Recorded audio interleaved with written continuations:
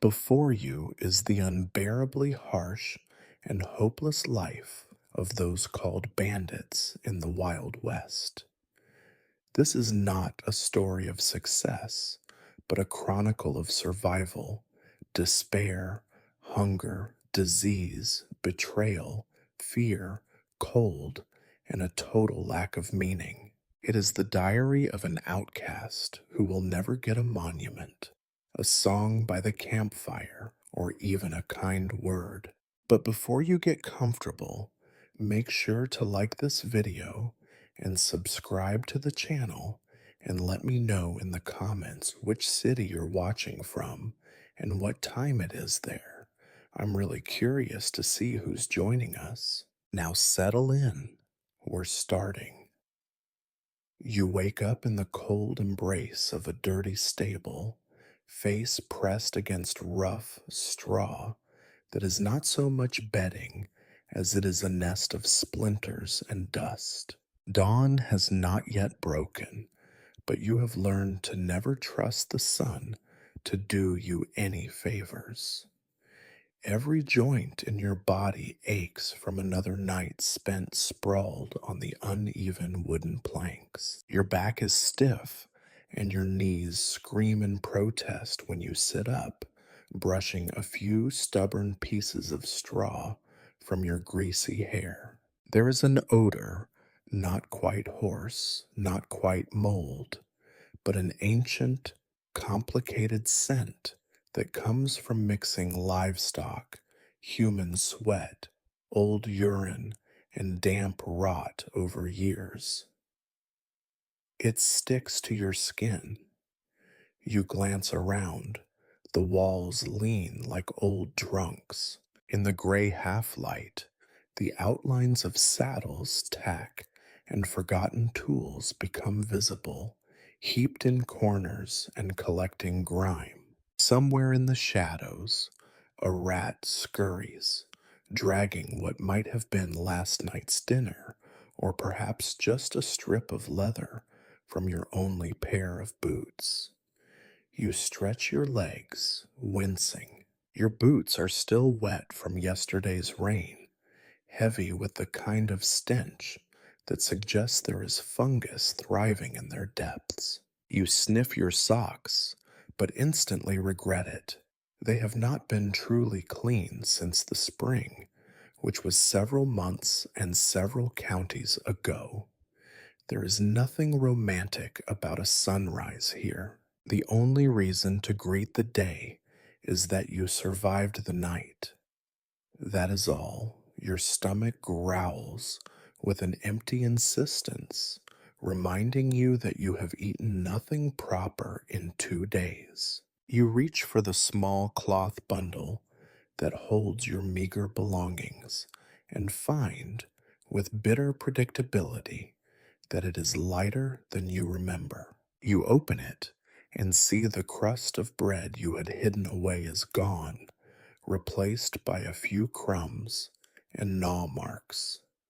The rat, it seems, has eaten better than you.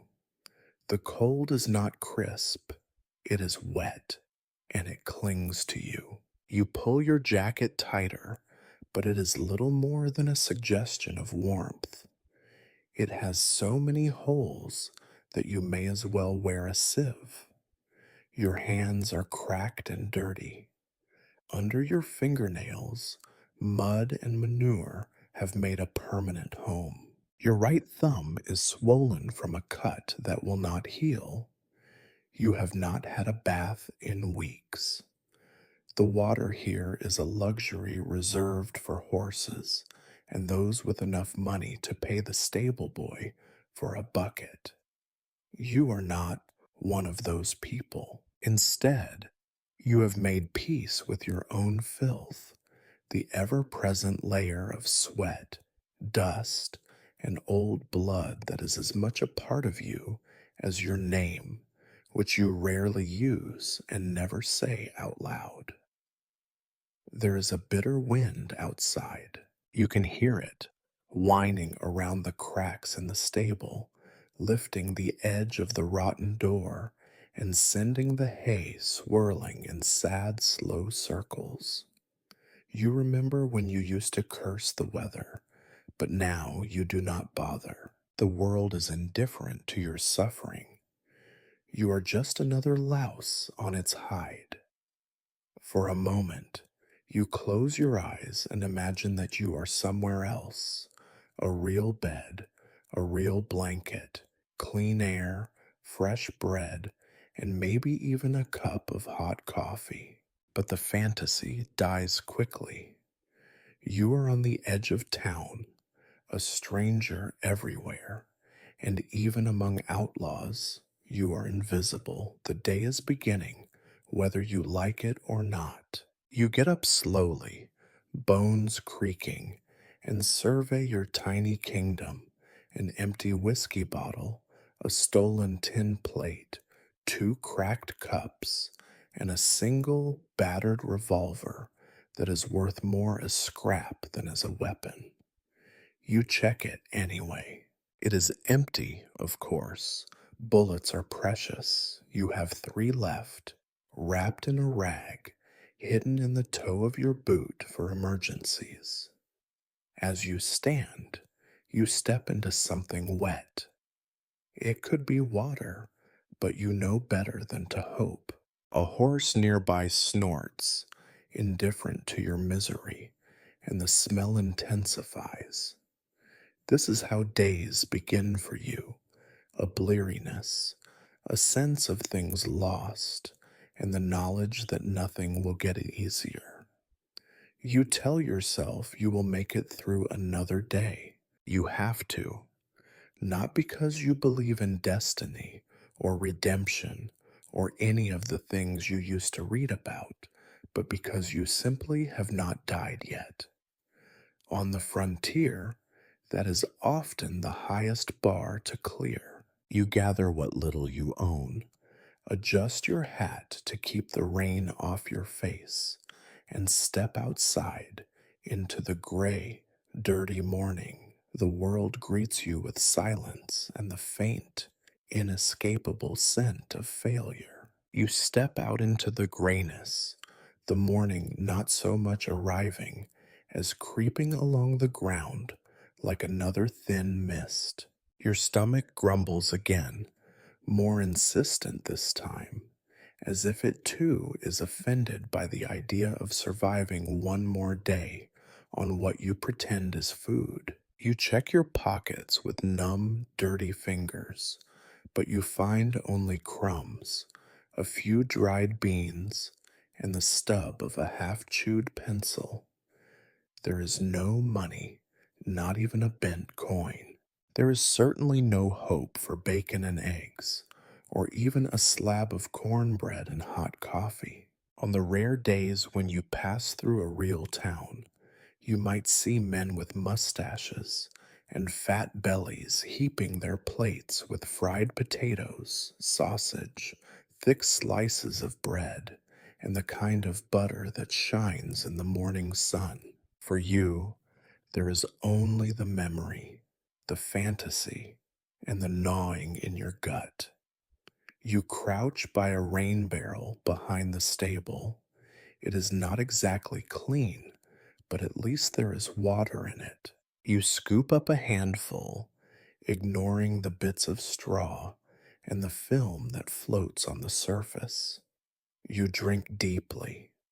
The water is cold and earthy, and it does nothing to satisfy your hunger. You wonder if this is how animals feel every morning, searching, sniffing, scratching, simply trying to fill the void in their bellies. A few pieces of hardtack remain in your bundle, brittle and tasteless as stone. You break off a corner and chew slowly, letting it soften in your mouth, trying not to break your teeth on the weevils hiding inside. You do not even bother brushing away the bugs anymore. A little extra protein, you tell yourself, though it is a sad joke. The bread is stale, the color of old bones, and tastes of mold. You chew and swallow, ignoring the bitterness, wishing it was almost anything else. The town is just waking up. You see a few townsfolk moving about, eyes lowered, hurrying to wherever they must go. None of them look at you. None of them ever do. You are invisible to them, a piece of the background, a threat and a disappointment at the same time. If you approached the saloon now, they would not let you through the door. They would smell you before you stepped inside, and the barkeep would nod at the bouncer, who would appear as if by magic. You are not welcome, and you know it. Instead, you wander over to the edge of the corral, pretending to inspect the horses, looking for dropped feed or anything edible. Once you found an apple there, already half rotten, half eaten, but still sweet enough to be the best thing you had tasted in weeks. There is nothing today but mud and a few pieces of straw. Your stomach twists in on itself. Someone inside the stable is cooking breakfast. The smell of burning grease and frying potatoes drifts through the air. It is cruel how your senses can betray you, how you can taste a meal you will never eat just because the wind changes direction. You remember when you were a child, how your mother used to say a good breakfast was the key to a good day. You wonder what she would say if she saw you now, chewing on old bread with dirty hands, hoping for a miracle. You consider begging. There are a few early risers about: the blacksmith, the preacher, the old widow who runs the boarding house. You could ask for work, but everyone knows you here, or at least thinks they do.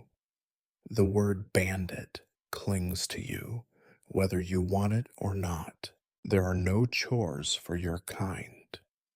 There is only suspicion and muttered warnings, as if you might rob the church in broad daylight. You remember the last time you tried to earn a meal, hauling sacks for a merchant in a nearby town. He paid you with a loaf of bread and a promise never to come back. That was before you lost your last hat, before you broke your hand in a fight and could not swing a hammer for days.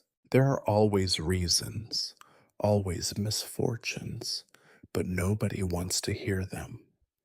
You are the cause of your own misery, or so everyone likes to say.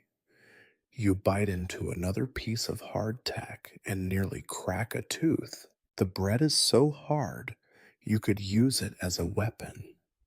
You choke down a mouthful, washing it with another sip of rainwater.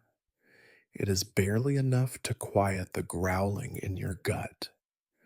A dog appears, thin and mangy, tail low, eyes wary.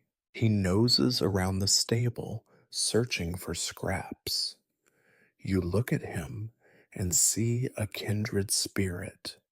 He is a survivor, just like you. You toss him a crumb of bread, and he snaps it up without thanks. You watch him for a moment, thinking that maybe you should follow him. See if he knows a better place to scrounge for food. The sun is finally rising, but it is pale and watery, offering no real warmth. You lean against the fence and watch as the world begins to move around you, everyone busy with their own lives, everyone pretending not to see the hungry man in the battered hat and torn boots. You dream, just for a moment, of a proper breakfast, of eggs fried in bacon grease, of biscuits with honey, of strong black coffee that cuts through the fog in your mind. But dreams are for the night, and now the day has begun. You brush the crumbs from your shirt, square your shoulders, and tell yourself that you will find something, somehow. You always do, but you know, in your heart, that it will never be enough. You step away from the stable, ready to face whatever comes next. Hunger is just another part of the day, like the dust, like the cold, like the look in the townsfolk's eyes when they see you. You are used to it. You have to be. And so breakfast passes, not as a meal, but as a memory, as a longing, as a dull ache that never quite goes away. You have always hated horses. Not that you can afford to hate them out loud, not when a horse is the closest thing to wealth or escape that you are ever likely to own. But the truth is that a horse is a creature entirely designed to disappoint you, humiliate you, injure you, and, given the smallest opportunity, abandon you to your fate in the wilderness. They are not noble companions or proud partners in crime. They are stubborn, smelly, unpredictable brutes, and yours is no exception. Your horse is an animal of indeterminate breed and color, a mass of bones, scars, and dirt wrapped around an ill tempered spirit that never entirely sleeps. You have never given him a name. It seems wrong to name something that might die any night, or worse, wander off with the last of your worldly goods when you are most vulnerable. He stares at you through the fence with eyes that suggest he holds a long, detailed grudge. Perhaps he does. In the weeks since you acquired him, by means best left unspoken, you have spent more time being thrown, bitten, and kicked than you care to admit. This morning, as you approach the pen, you see that someone has been at your saddlebags. Again, the meager collection of items you keep tied together, an old knife, 3 cartridges, a spare shirt with too many holes, and a dirty rag, lies scattered in the mud. You pick them up one by one, cursing the unseen hand that rummaged through your things and the fact that they found nothing worth stealing. You suspect the stable boy, a thin, sour faced youth who looks at you as though he can smell your past crimes from across the yard. But it could have been anyone. In a place like this, nobody is above theft, especially not from a man who can do little in return. Your horse eyes you as you gather your gear, tail flicking, hooves shifting in the muck. You have seen fine horses in your life, tall, sleek animals with shining coats and eyes full of fire. Yours looks more like an old rug thrown over a rack of firewood. He limps, sometimes, just enough to make you nervous, but never enough to justify rest. You suspect he fakes it, perhaps to get out of work, or just to spite you. Grooming him is a daily ritual in futility. His coat is matted with burrs and dust. You try to run a brush over his flank, but he sidesteps and nearly pins your foot against the fence. You swear at him, quietly, not wanting to attract attention. You have learned that a good part of life is managing your horse's mood, which is as volatile and treacherous as the weather in the mountains. He lets you brush him for a moment, then snaps at your sleeve, catching only a bit of cloth. You jerk your arm away, thinking how easy it would be for him to take a finger if he truly wanted. You check the hooves next, squatting down and lifting one by one. His left rear is chipped, the shoe loose and bent. You make a mental note to fix it when you can. You do not have the tools or the skills, really, but the blacksmith charges more than you can pay. And besides, you do not want to answer too many questions about where you got the animal in the first place. The saddle is little better than the horse. The leather is cracked, the blanket torn, and the cinch has been patched so many times it looks like a tapestry of failure. You check the girth, adjust the stirrups, and hope that today will not be the day it all falls apart at a gallop. The memory of being thrown hard, head over heels, landing in the dust to the sound of your companions laughing, lingers in your muscles. Your tailbone still aches on cold mornings, which are most mornings. You throw the saddle over the horse's back, and he shifts, nearly stepping on your foot. You yank the cinch tight, ignoring his protests, and mutter a few words you learned from men who have spent too many years alone with their regrets. The horse ignores your curses, as he always does. You look at the animal and consider your relationship. He is your only real possession, the one thing that stands between you and a life on foot, a death sentence out here. You need him, and he tolerates you, just barely. In the long silence of the morning, you hear him chew thoughtfully on a mouthful of hay that might have been someone else's breakfast. You envy him. He eats when he wants, sleeps when he wants, and makes his displeasure known at every opportunity. Mounting is an act of faith and foolishness. You grab the saddle horn, swing your leg over, and brace yourself for the possibility that this will be the day he decides to buck you off for good. But he does not. He just stands there, ears twitching, as if to say that your suffering is not worth the effort today. You sit, shifting your weight, and try to remember the last time you felt comfortable in a saddle. You cannot. Perhaps you never have. You ride him out of the yard, keeping a wary eye on the mud and the broken boards. The wind cuts across the open ground, sharp and full of dust. You wrap your coat tighter, shivering.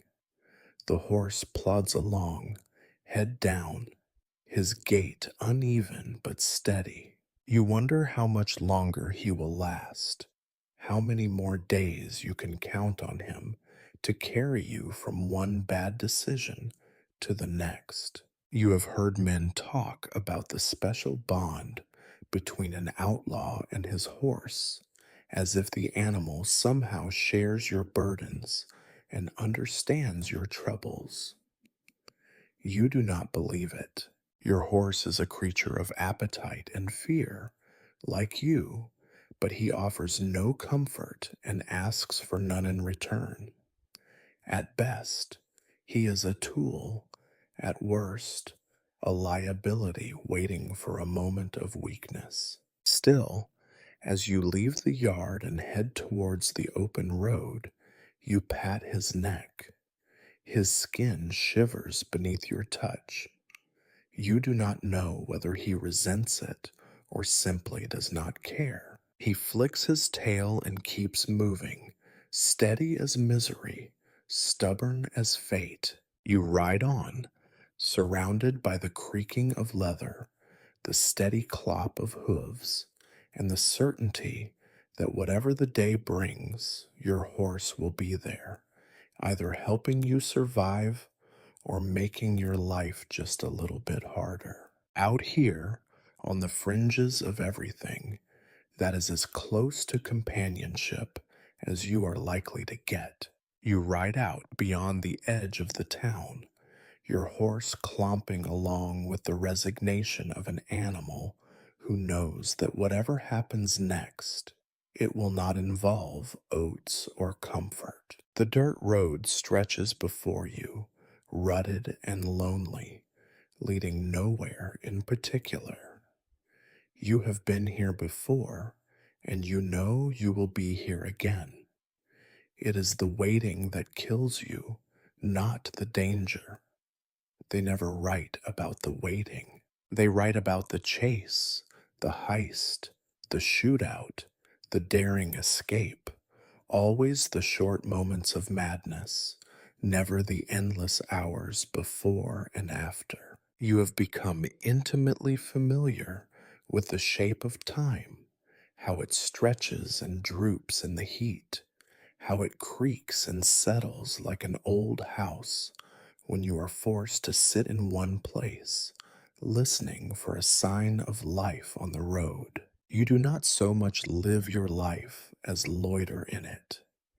You pick a spot beside a scraggly mesquite, just far enough from the road that a casual rider might not notice you, but not so far as to miss anything important. You tie your horse loosely to a branch, but you know he would not run far. Like you, he has nowhere better to be. You squat in the dust, hugging your knees, and settle in for another long session of doing absolutely nothing. The sun has barely cleared the horizon, but it is already warm.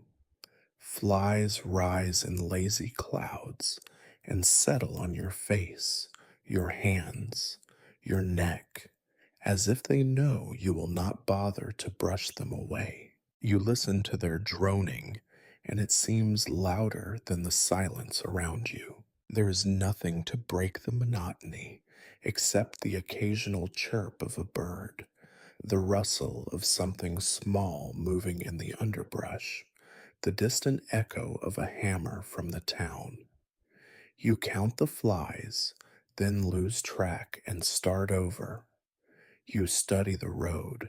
It is always the same, a line of pale dust, a few old wagon ruts, the occasional dried pile of horse dung. Sometimes you try to imagine who might come down it next. A stagecoach heavy with gold, a cattle drive, a couple of merchants looking for trouble.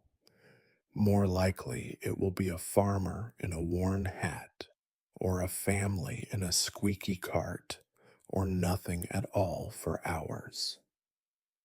You wait anyway. It is all you can do. Your mind wanders. You recall other days spent waiting in other places for other reasons. Waiting for your father to come home when you were a child, waiting for the rain to stop in a leaking barn, waiting for a doctor who never arrived.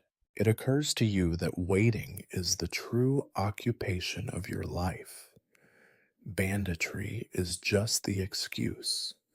The sun climbs higher. You feel sweat trickle down your back, tickling through the grime that never really washes off. You scratch at your scalp, feel the bite of lice. Try not to think about how many tiny creatures call you home.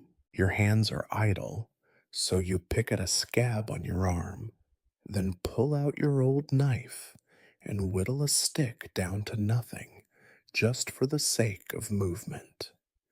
There is a kind of meditative misery in it. A vulture wheels overhead. You wonder if he is waiting for you too.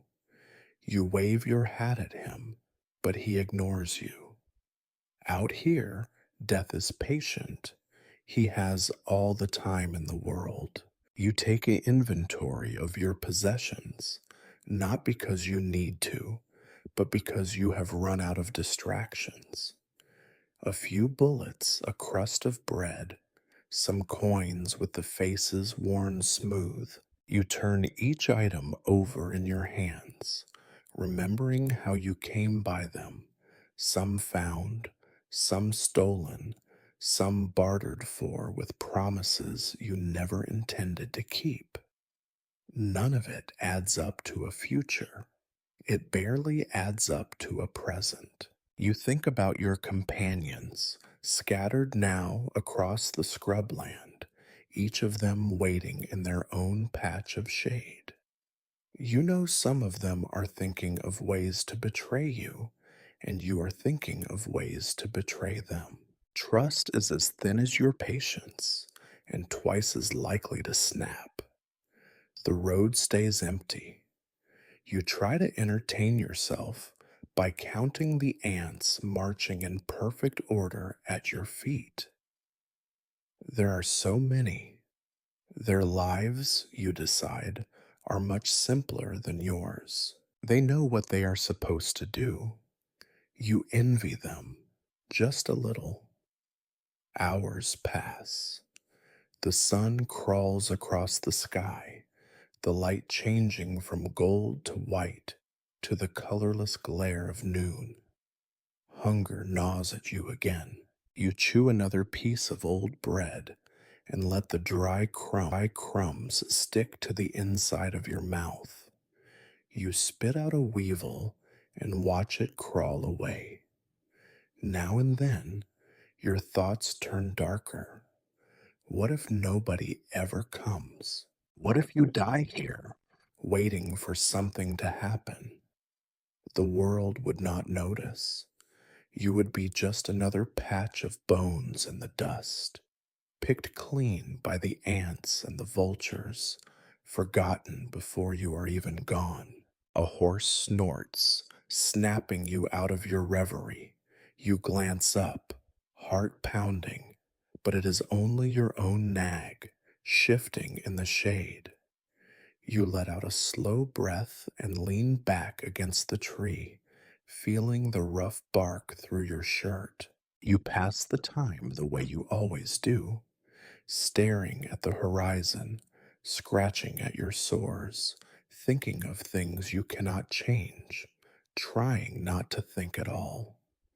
You wonder if anyone in history has ever been as bored as you are now. You doubt it. Boredom is the real outlaw here, robbing you of time, hope, and even the desire to move. You dream of excitement, of a big score, of a life where something actually happens. But deep down, you know that most days will be like this one, long stretches of nothing, punctuated by brief flashes of fear and pain. You have made your bed, and now you must lie in it, counting the hours, waiting for something, anything, to come along and change your luck.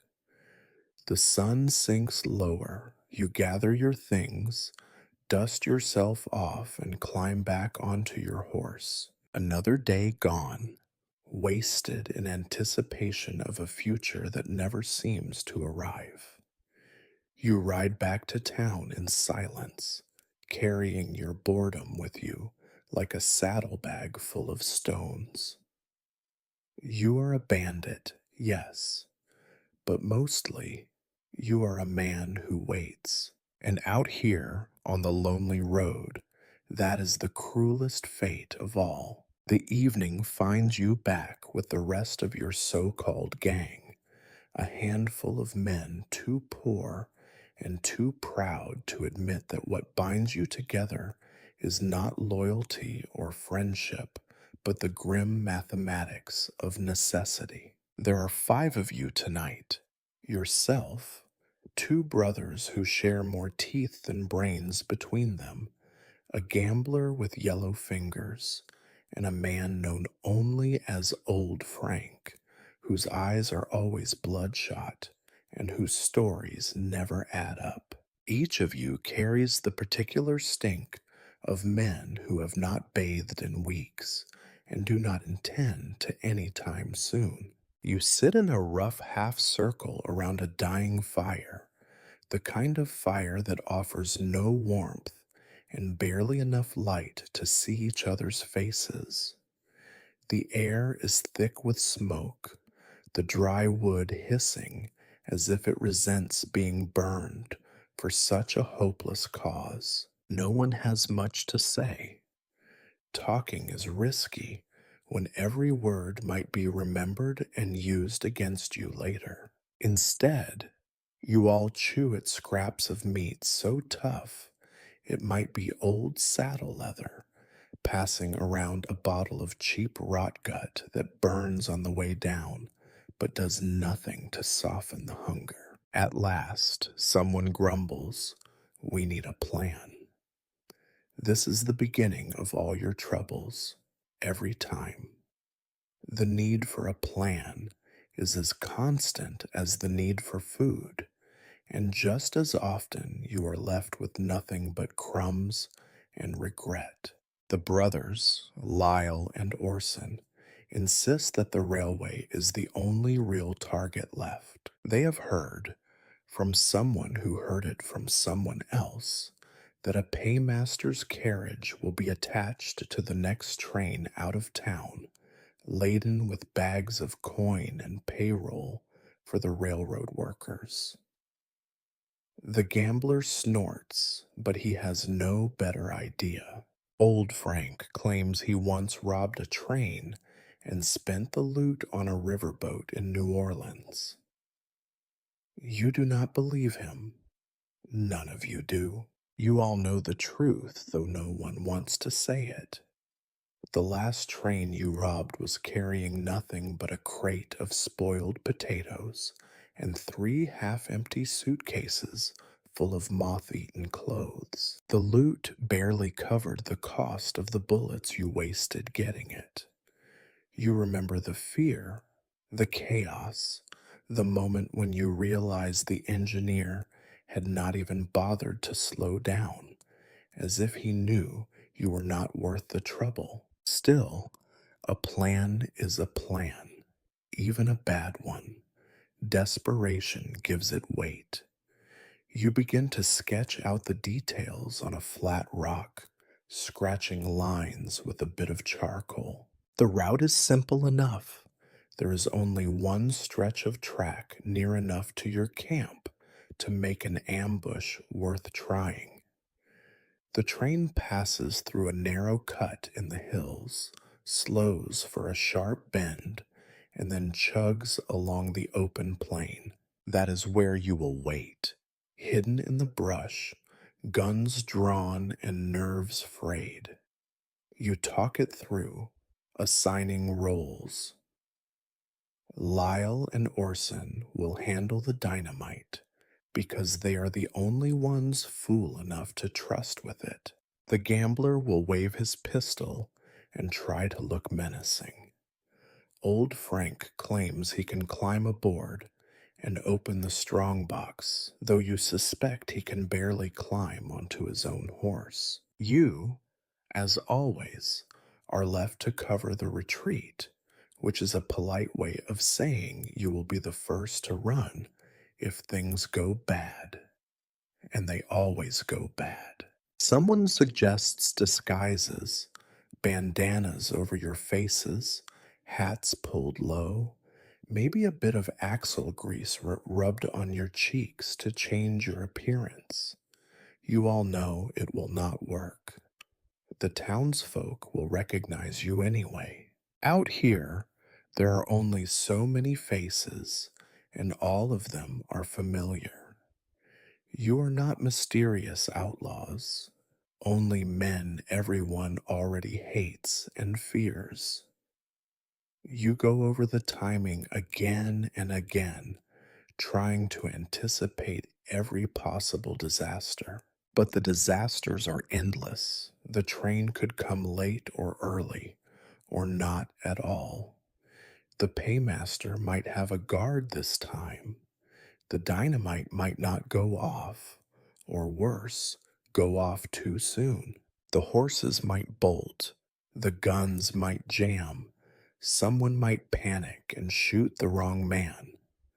All of these things have happened before. Some have happened more than once. As the night deepens, your confidence fades. The brothers begin to bicker about whose turn it is to keep watch. The gambler stares into the fire, his eyes hollow, as if he is trying to see his luck at the bottom of the flames. Old Frank falls asleep and starts snoring, a sound like a dying animal. You poke at the embers with a stick, trying to conjure up some feeling other than dread. Eventually, you all go quiet, each man lost in his own private hell. You try to remember a time when you did not live this way, when plans were made for better reasons than survival, when you still thought you could outsmart fate. Now, every plan is just a new way to lose what little you have left. The night grows colder. You pull your coat tighter around you and lay back in the dirt, staring up at the stars. You wonder if any of them are looking back, if they can see you down here plotting your next disaster. You doubt it. The stars have their own problems, and you are not one of them. Sleep comes slowly. You dream of trains thundering past, of gold coins spilling onto the tracks, of bullets flying through the dark. When you wake, the fire is out, the others are already up, and the plan feels even worse in the morning light. But you go through with it anyway. You always do. There is nothing else to be done. Hope is a luxury you can no longer afford, but habit is harder to break. So you saddle your horse, check your empty gun, and ride out with the rest, chasing a promise that has already broken you. It is a peculiar thing, how violence always feels distant until the moment it happens to you. You have heard stories, seen blood and bodies from afar, even seen men limp into town with their arms in slings or heads wrapped in bandages. You have always told yourself that when the time comes, you will not be like them. You will be quick and sharp, as cold as iron, and luckier than anyone has a right to be. That is the lie you tell yourself as you crouch in the brush beside the railway track, heart hammering in your chest, hands slick with sweat, staring down the endless stretch of empty rails as the sun beats the color from the sky. The plan unravels before it even begins. Lyle and Orson, the brothers with more muscle than sense, start arguing over the dynamite. One insists it is too much, the other that it is too little. You, trying to remember which pocket you put your 3 bullets in, can barely hear yourself think over their bickering. The gambler paces in the dirt, mumbling to himself about odds and bad omens, and old Frank keeps spitting into the grass, telling anyone who will listen that he once shot 6 men in a single afternoon and did not get a scratch. The train is late. This means more waiting, more nerves fraying, more time for the sky to fill with angry clouds. When the whistle finally sounds, far away and thin as a coyote's cry, you feel the world contract into a single point of fear in your stomach. You hunker down lower, trying to become invisible, trying to remember how to breathe. The train comes into view, steam hissing, iron wheels clattering, its cars rattling like bones. The moment arrives. Lyle lights the fuse with hands that shake so badly you are surprised he does not set himself on fire. Orson shoves him aside, cursing, and the two tumble into the brush, leaving the dynamite barely wedged under a loose rail. There is a moment of frozen silence, everyone staring, waiting for the world to explode. Nothing happens. The fuse sputters, then fizzles out. The train barrels on, showing no intention of stopping for your little ambush. Panic ripples through your gang like a fever.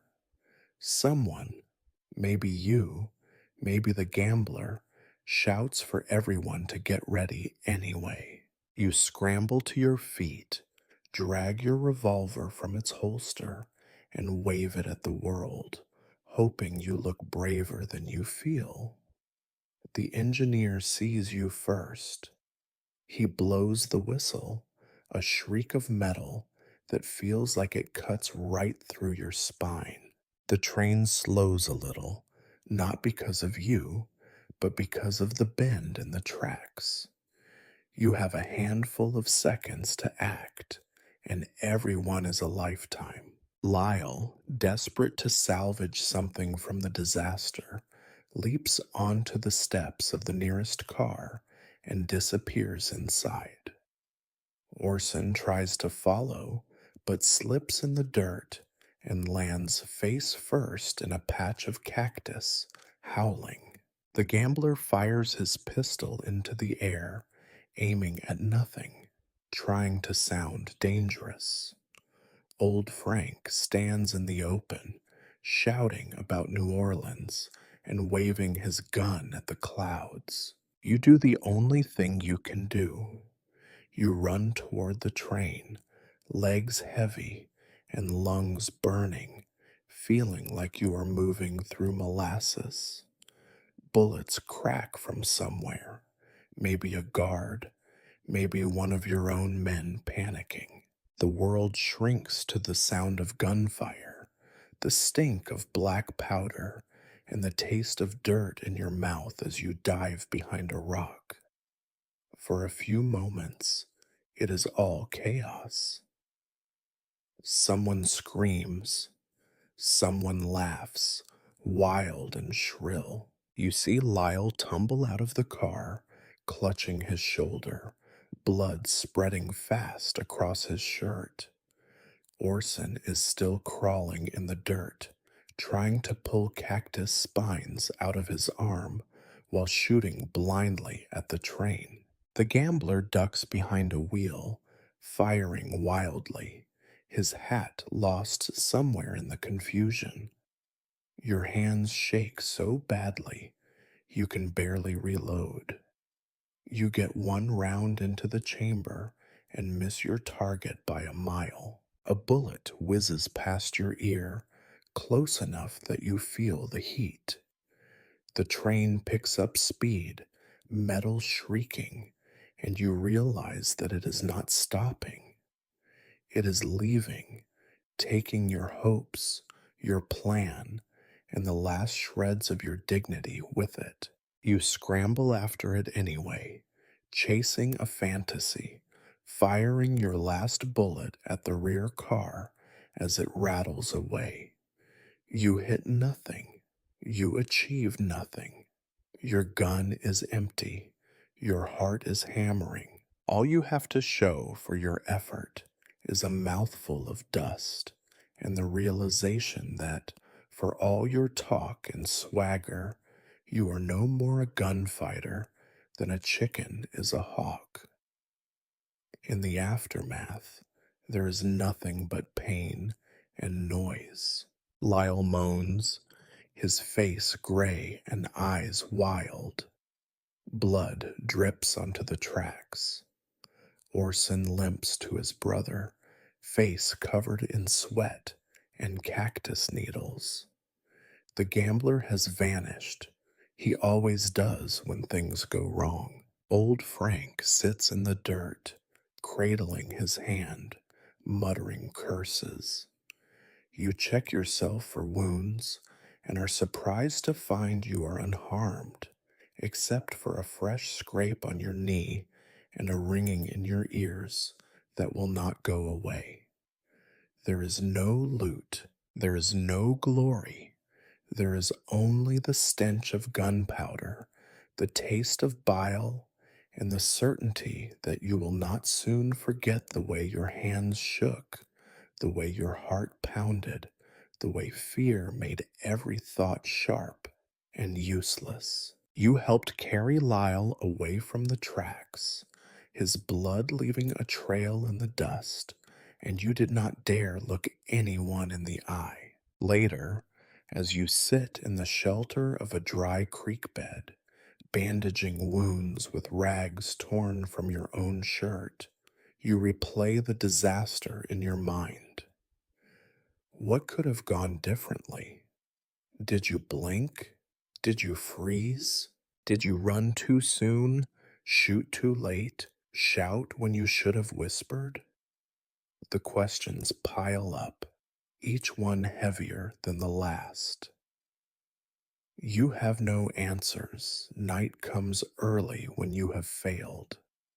The brothers do not speak. Old Frank snores, a bottle pressed to his chest.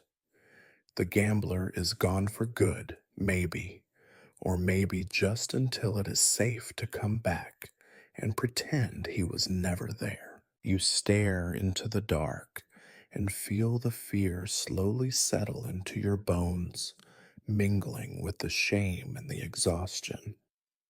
This is your first real shootout.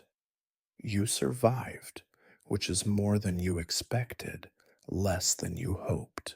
You know now what violence tastes like: dirt, blood, and fear. It will not leave your mouth for a long, long time.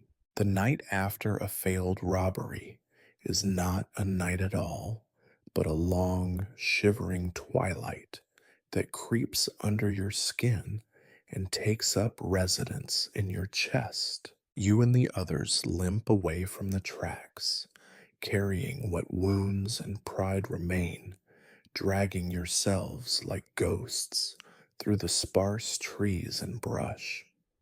The world seems quieter than usual. Even the wind hushes itself, as if embarrassed for you. Your brotherhood is silent. Lyle clutches his bleeding shoulder and mutters curses through clenched teeth, his voice growing fainter with every mile. Orson supports him awkwardly, one arm wrapped around his brother's waist, the other flailing for balance. You walk behind, pretending you are on guard, but really you are just trying to keep your distance from the smell of blood and the sound of defeat. You do not know where the gambler has gone. He has always been good at disappearing when it counts. Old Frank staggers along in the rear, cradling his battered hand, stopping now and then to spit and glare at the moon as if it is to blame for his misfortune. The horses follow in a loose cluster, ears flat, heads drooping. They at least seem used to this routine. You search for shelter. It is not a question of comfort, only of necessity. You need a place where you will not be seen, where the shivering will be slightly less, where the cold will only gnaw at the edges instead of biting straight through to the bone. In the darkness, every hollow and shadow seems either a hiding place or a trap. Your nerves are so frayed that even the sound of a night bird makes you jump. At last, you stumble across an abandoned shack, more ruin than refuge. The roof sags like an old dog's back. One wall is missing entirely, replaced by a pile of sodden brush. Inside, the dirt floor is uneven, pitted with holes and littered with broken bottles and scraps of cloth. It is perfect. You have slept in worse. You collapse inside, too tired to care about the stink of mold and mouse droppings. Lyle sinks to the floor with a groan, and Orson fusses over him, searching for something clean to press against the wound. You tear a strip from your own shirt and hand it over, watching as the blood soaks through almost immediately. There is no doctor here, no medicine, just hope and stubbornness, and the vague belief that morning will be better. Old Frank settles in a corner, his eyes wide and wild in the dimness. He mutters about being betrayed, about how he once rode with men who never left a comrade behind. You listen, because it is easier than thinking about the pain in your legs or the hunger in your belly. The horses mill around outside, sometimes pushing their noses into the gap in the wall, searching for something to chew. Sleep is impossible. Every sound is an accusation. The wind rattles the boards, making them groan like wounded men. Your mind races through the night's events, each mistake, each shot, each missed opportunity. You try to find comfort in the fact that you survived, but comfort is for other people. For you, there is only exhaustion and the cold certainty that tomorrow will be no different. You close your eyes and remember a time when you were young, when night meant rest and not fear. You see your mother's face just for a moment, then she is gone, replaced by the empty eyes of the men you have robbed. The faces of the lawmen you know are now hunting for you. You wonder how close they are, whether their torches will flicker at the edge of the woods tonight, whether you will have to run again before you even have the strength to stand. Morning creeps in with no warmth, just a gradual paling of the black sky to dirty gray. You sit up, bones aching, mouth dry. The others are already awake, faces pale and drawn. No one speaks of what happened, of what went wrong. There is no point. You all know the answer. You are not heroes or outlaws, not legends or men of destiny. You are failures with guns, and everyone in the world knows it. Lyle's fever has worsened. Orson begs you to ride to town for a doctor, but you know what would happen if you showed your face. The price on your head is not high, but it is enough. You cannot remember the last time you went anywhere openly, the last time you slept in a real bed, the last time you were not hungry or cold or afraid. You tell Orson the truth. There is nothing you can do. You spend the day gathering what little you can from the ruins. Half a tin of spoiled beans, a crust of bread so hard it cracks when you tap it on the floor, a few sticks to feed a miserable fire. You pass the hours in silence, sometimes dozing, sometimes staring at nothing. The shack is damp, the roof leaks, and the only warmth is from the body heat of men who would gladly betray you for a handful of coins. As darkness falls again, you feel the weight of your life pressing down on you. There is no escape, no comfort, only the endless march from one disaster to the next. You think about leaving, just walking out into the woods and not stopping, letting the cold or the wild animals or your own exhaustion finish what your enemies could not. but you stay because staying is what you do. Because hope, even when it is a curse, is harder to kill than a man. You tell yourself that tomorrow will be better, that you will find another plan, that you will not end up like old Frank, muttering in the dark about days that never were. But you know better. Tomorrow will be the same as today, just a little colder, a little hungrier, a little more desperate. This is what it means to seek shelter on the frontier, not comfort, not safety, but a brief pause in the suffering, a chance to remember that you are still alive for now, and that sometimes, in the dark, that is all there is. There is something about the fire that draws men together, even if all they share is misery. After a day of hiding in the ruined shack, you and your band gather what little dry wood you can find, most of it half rotten, the rest splintered and wet. The kindling smokes more than it burns, making your eyes sting and your lungs ache. Still, you coax a flame into life and huddle around it, drawn by the promise of warmth more than the reality. You are all close enough to touch, but no one is foolish enough to reach out.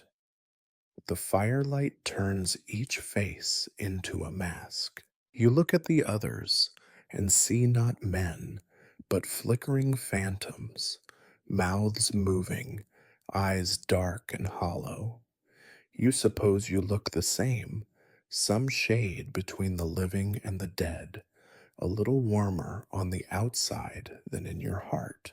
There is a comfort in numbers, but it is a cold comfort, a reminder that you are all alone together. No one wants to speak first, as if words might summon ghosts. Eventually, old Frank breaks the silence, as he always does. He starts with a joke, something crude about a preacher, a bottle of whiskey, and a goat. You do not laugh, but Orson snorts, and even Lyle manages a faint grin through his fever. The ice is broken, if only for a moment. The conversation limps along, one story limping after another. Frank reminisces about his days riding with real men, how they took down a stagecoach without firing a shot, how they split the gold fair and square. You have heard these stories before. You suspect he has too. The details change each time. Sometimes it is gold, sometimes silver, sometimes just barrels of whiskey. Always the ending is the same. Frank is the hero, and everyone else is a fool. Orson starts talking about home, about a mother he has not seen in 3 years, about a girl who used to bring him sweet buns from her family's bakery. The story is long and meandering, full of little lies and big regrets.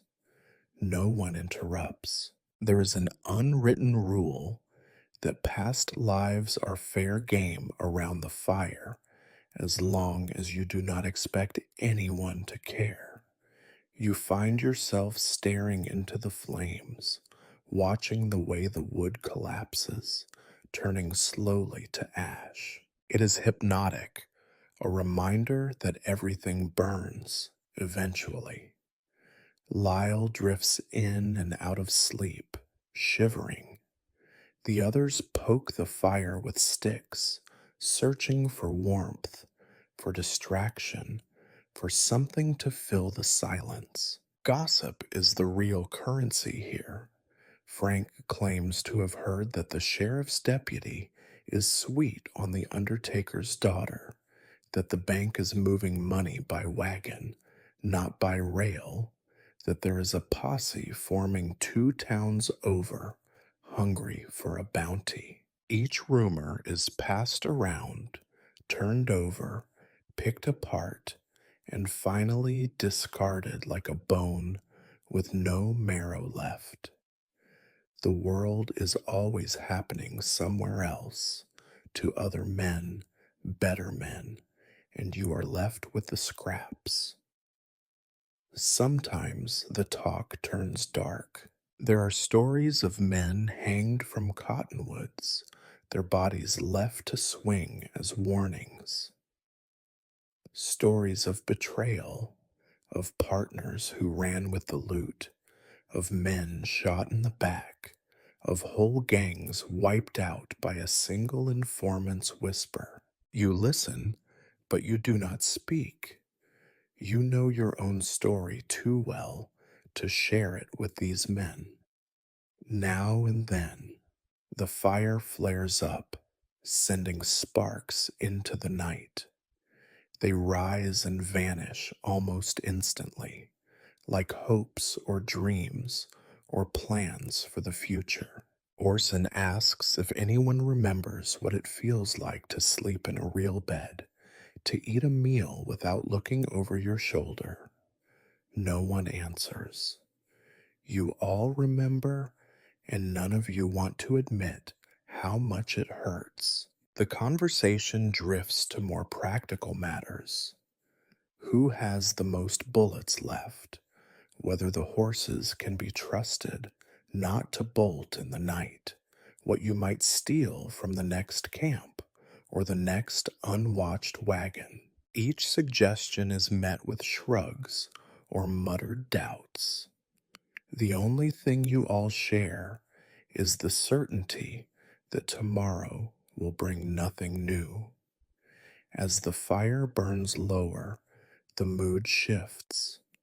Lyle's fever is worse. He sweats and shivers, muttering nonsense. Orson tries to comfort him, but his hands shake with fear and frustration.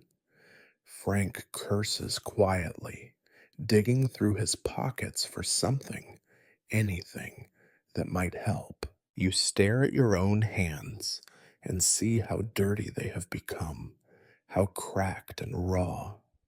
You think about washing, about being clean, about starting over somewhere far away. The thought dies before it is born. Someone brings up the name of another gang, men who used to ride with you, men who disappeared one by one. Some say they left for Mexico. Some say they are buried under unmarked stones. Frank swears he saw one of them in a town last year, working as a barber, fat and happy, pretending he never fired a gun. You wonder if that is possible, if you could ever be someone else. You doubt it. The fire is almost out. You draw your coat tighter, curling up against the cold. Around you, the others do the same, each man retreating into himself, memories curling like smoke. You close your eyes and listen to the last murmurs of gossip, the final jokes and complaints, the soft curses and fading laughter. These are the sounds of men who have nothing left to lose, nothing left to say, and nowhere else to go. You drift toward sleep, half awake, half dreaming, listening to the fire's last breath. Outside, the wind rattles the broken boards, and the night presses in close, thick with secrets and regrets. You tell yourself that tomorrow you will find a better story, a brighter rumor, a reason to laugh. But you know better. Tomorrow will be another night by another fire, with the same faces, the same stories, and the same desperate hope that something, anything, will change. But nothing does. Nothing ever does. There are men who claim that life on the frontier builds character, that hardship tempers the spirit, and the wilderness makes you strong. These are the words of men who have never spent a month in the same pair of filthy trousers, never scratched themselves bloody beneath the crust of grime, never lain awake at night listening to the relentless chorus of coughs, groans, and muttered curses from men as sick as dogs and twice as desperate. You wake up in the morning with a throat raw from smoke and cold, your nose dripping like a broken tap. You have not drawn a clean breath in weeks. Every inhale brings with it the musty smell of mold and the bitter sting of dust. You cough, at first politely, then with a violence that shakes your whole body and leaves you dizzy. Old Frank grumbles and throws a pebble at your back, as if noise is a greater crime than illness. But you know you are not the only one. All around the shack, men cough and wheeze and hawk up clots of grayish phlegm. The air is so thick with the sound that you hardly notice it anymore.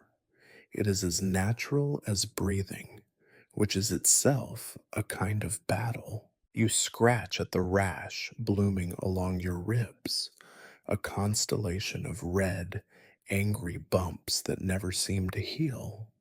Sometimes they ooze, sometimes they bleed, always they itch. You are certain the lice are to blame, tiny, invisible enemies burrowing into every seam of your clothes, every fold of your skin.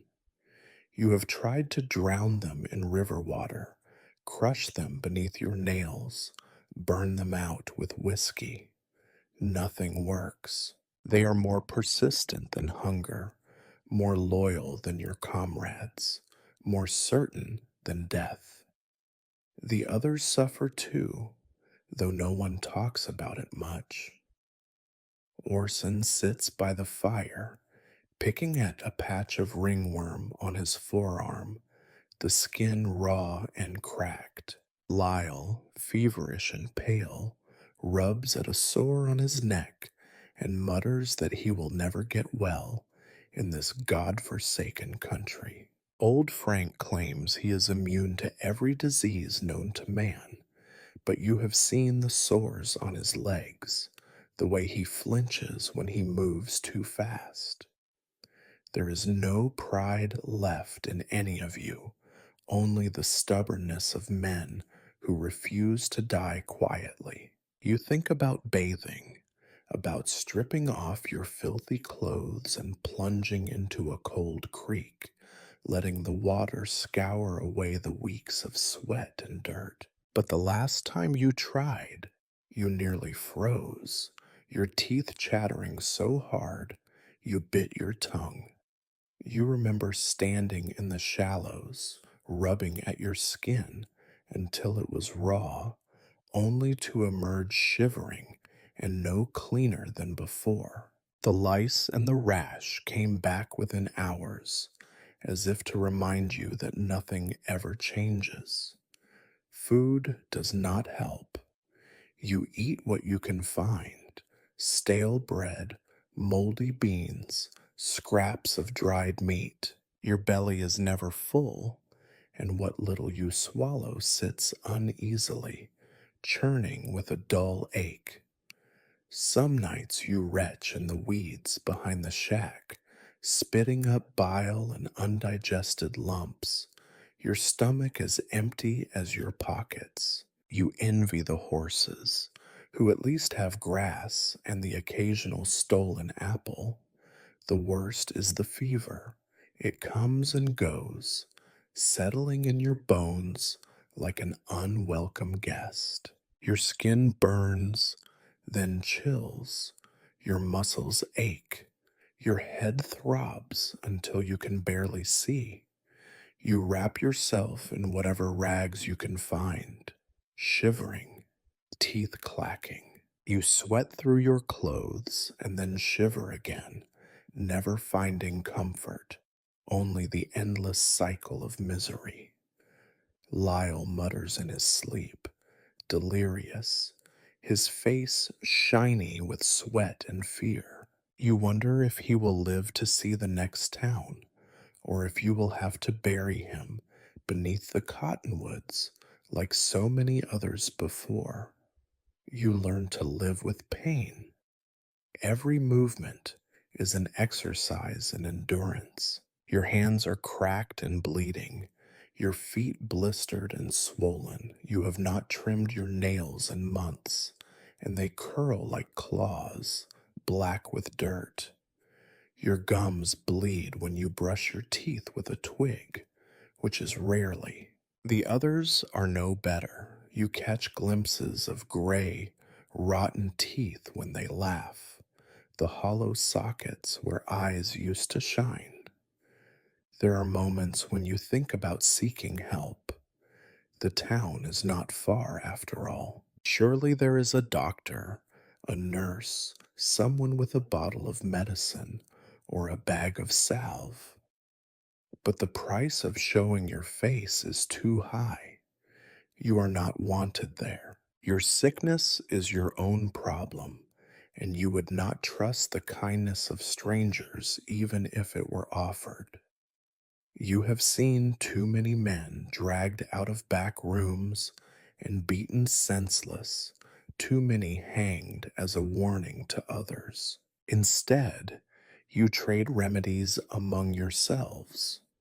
Folk cures passed down from mothers and grandmothers, most of them useless, some of them dangerous. You boil pine needles for tea, chew on bitter roots, rub bacon grease on your wounds. Old Frank swears by whiskey and tobacco, Orson by salt and cold water. You try them all, and none of them work.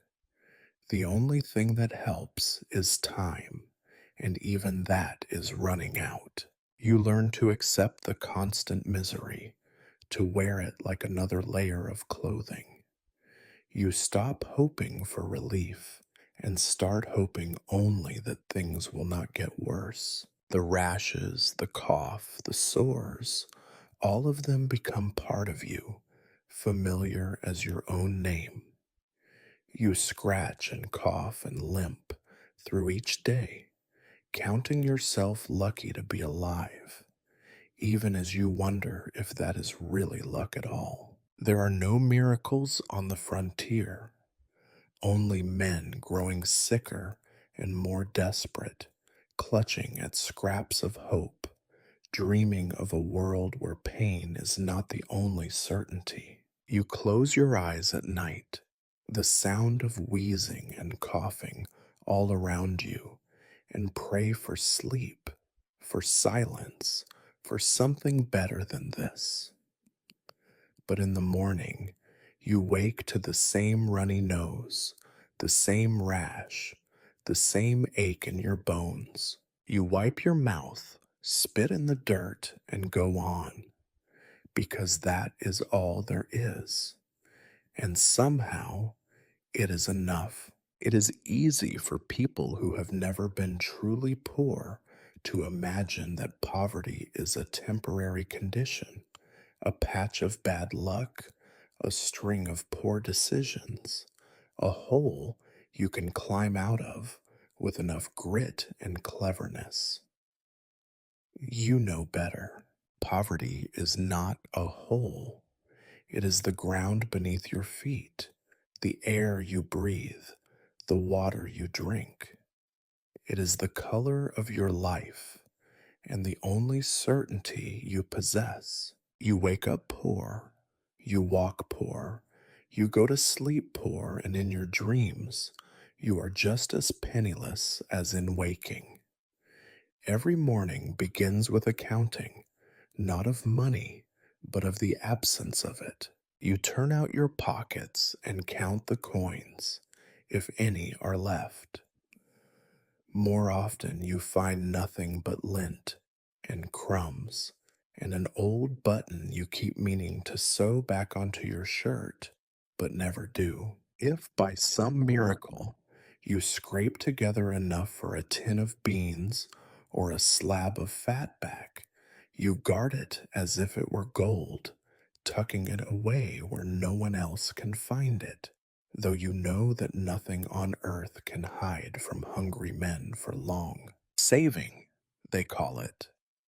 You have heard stories about men who squirrel away a fortune in their mattress, who keep their money in a sock or a secret box, who plan for the future.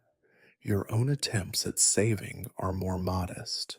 You keep your 3 bullets wrapped in an oily rag, hidden deep in your boot. You fold and refold your last banknote until the paper is thin as lace, just so you can feel the shape of hope against your skin. You ration your tobacco, stretching it by mixing in leaves and bark until it tastes more like soil than comfort.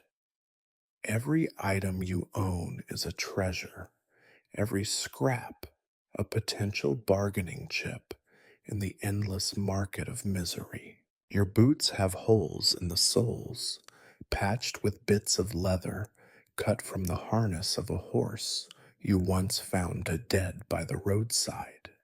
Each time it rains, the water seeps in, soaking your socks, making your feet swell and itch. You cut new insoles from cardboard and tie your boots tighter with string, telling yourself they will last another week, another mile, another bad decision. Your coat, more patch than cloth, is held together by stitches so large and uneven you could use them as a map.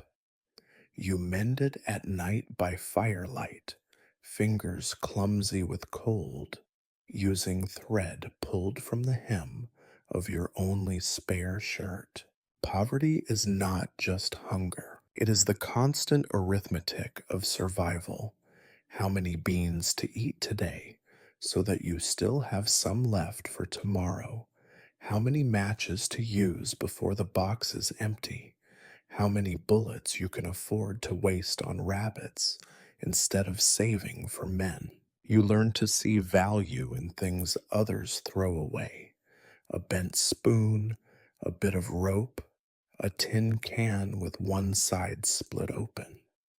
Every item has a use, or at least the promise of one. Sometimes, when you pass through a town, you watch the way the other men spend money, buying rounds at the saloon, gambling away silver coins, tossing scraps to dogs in the street. You watch with a mixture of envy and contempt, telling yourself they are fools, that you are wiser for your caution, but deep down you know it is not wisdom that keeps you from spending, only the crushing certainty that there is nothing more to come. You develop rituals.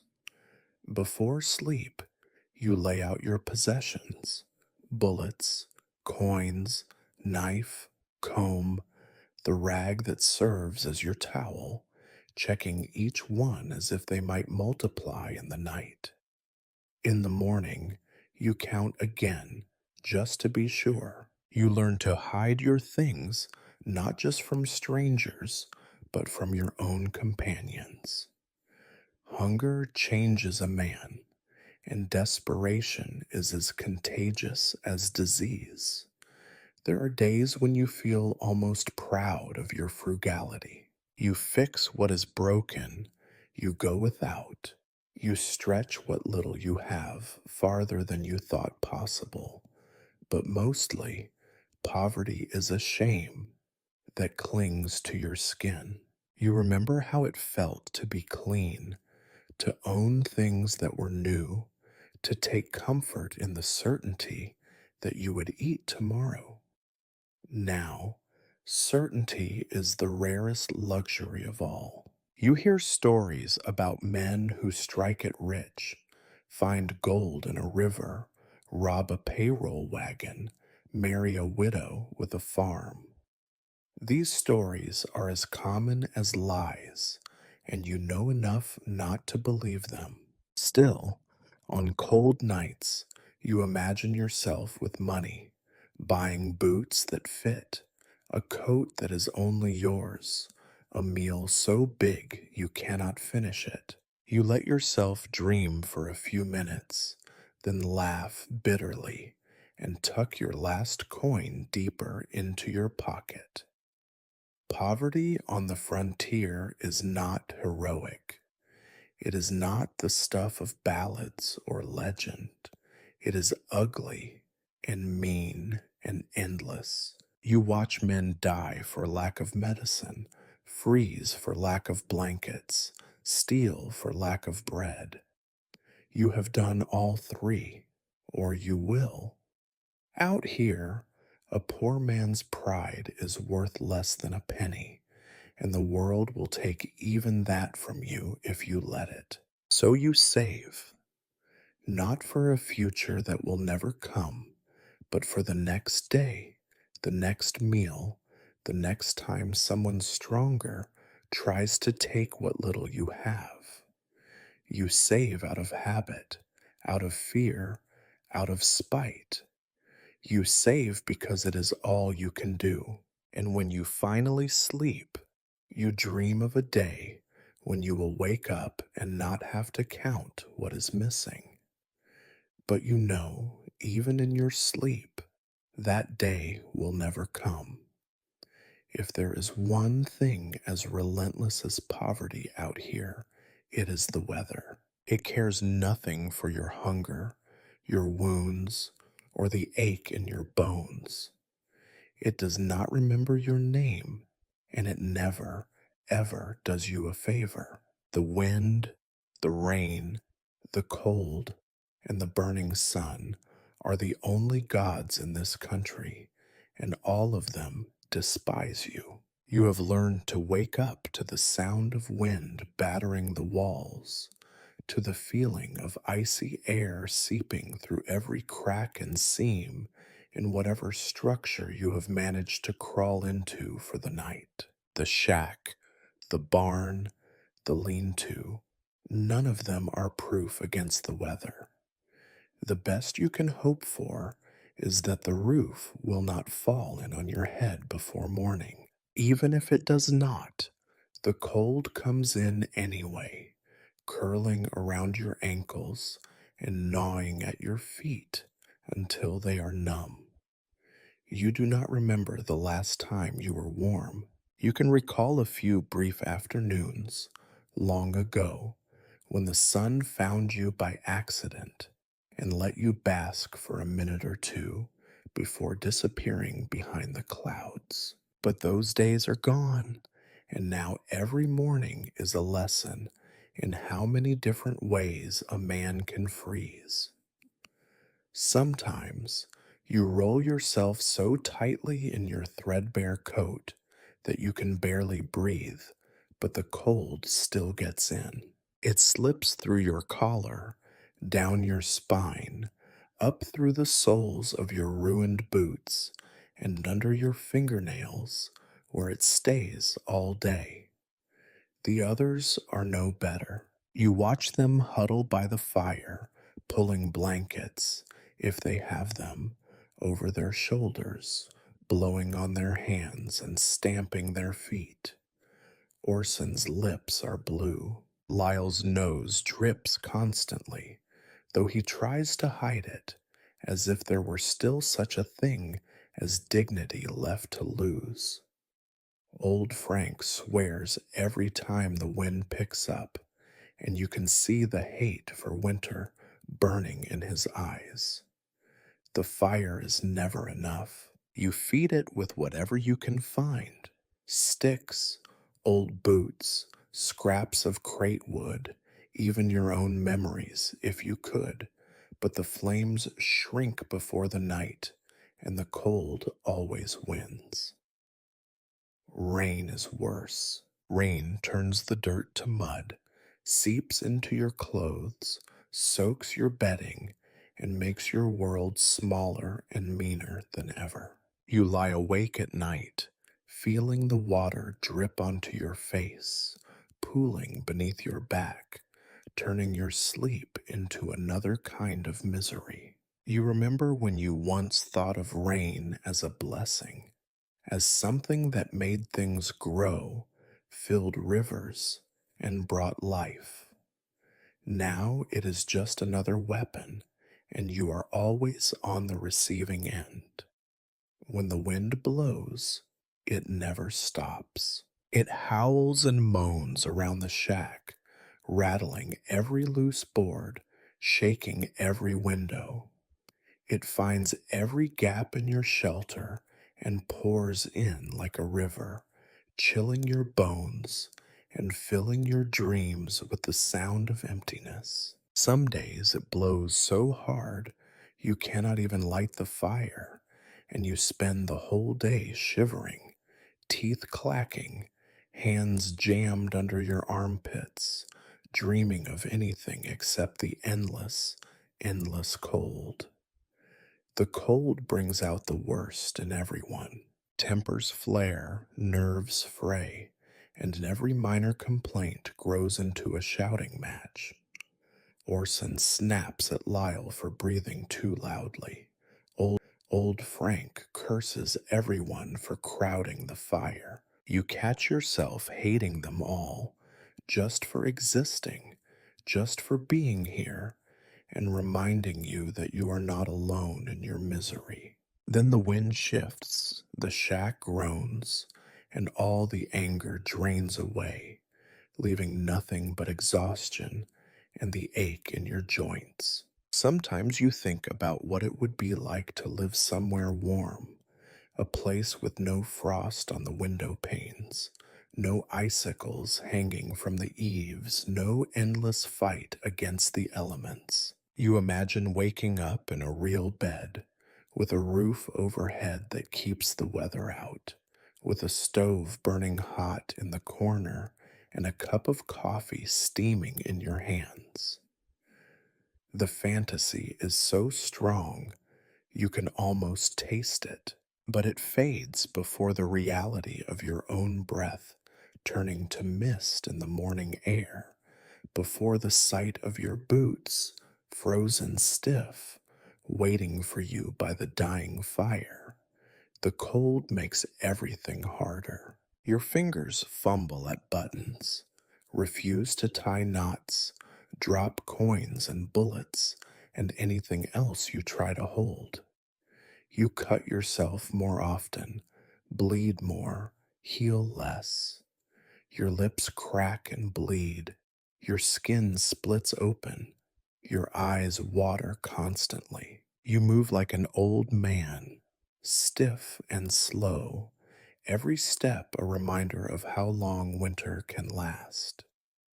There are days when the sun comes out, but it is a pale, mean sun, a sun that looks at you without warmth or pity. You sit in its light, hands held out, hoping for relief. All you get is glare and the memory of better days. You watch your own breath steam in the air, counting each exhale as proof that you are still alive, even if you sometimes wish you were not. The nights are the worst. The darkness seems thicker, the wind colder, the silence deeper. You lie awake, wrapped in every rag and blanket you own, listening to the others snore and mutter and whimper in their sleep. The fire dies, and you count the hours until dawn, until you can stand up and start shivering all over again. You tell yourself it cannot last forever, that spring will come, that the cold will leave. But you know better. The cold never truly leaves. It just hides, waiting for the moment when you are weakest. You become something smaller in the winter. You stop caring about anything except getting through the day, keeping your fingers and toes, staying alive. You forget what comfort feels like, what hope smells like. All you know is the cold and the way it seeps into your bones, into your dreams, into the very heart of who you are. And so you endure one miserable day after another, wrapped in your tattered coat, watching the sky for a sun that never shines, waiting for warmth that never comes. This is the true test of life on the frontier. Not courage, not skill, not even luck, but the stubborn refusal to freeze to death before your story is finished. There is a saying among men like you only need to fear the law when you forget it is always there. But you never forget. The law is a shadow at your back, a chill in your gut, a whisper in the wind that finds you wherever you run. You may be hungry, sick, cold, and tired, but you are never, ever safe. Not out here, not anywhere. It is not just the sheriff you worry about, though he is the name everyone knows. Sheriff Jebediah Walker, a man with a jaw like an anvil and eyes like black pebbles.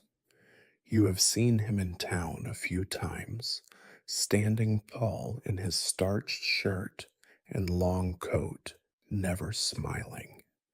He does not need to shout to be heard. People clear a path for him, lowering their eyes, tipping their hats, the way children might when a preacher walks by. You have watched him from behind barrels and corners, heart pounding, as he talked with the shopkeepers and farmers. You have never seen him hurry. You know what that means. A man who is never in a rush is a man who believes he will get what he wants in the end. But the sheriff is not your only problem. He has his deputies, 3 men, each uglier and meaner than the last, men with faces that look like they have been carved out of old leather and then left in the sun too long. They ride together, never alone, never far from a rifle or a rope. There is Deputy Callahan, who chews tobacco and spits with such accuracy it is said he once snuffed out a candle from 10 paces. There is Deputy Miller, who never speaks, but whose hands are always twitching, always reaching for his gun as if it is itching at his side. Then there is young Eli, the newest, eager and nervous, still hoping to prove himself, still believing the world is black and white and not just mud and blood. You know what they want. They want you, any one of you, any man they can pin a crime on. It does not have to be the right man. Justice is a word people use when they mean revenge, and there is always someone willing to point a finger. A chicken goes missing, a store is robbed, a man is found dead by the creek.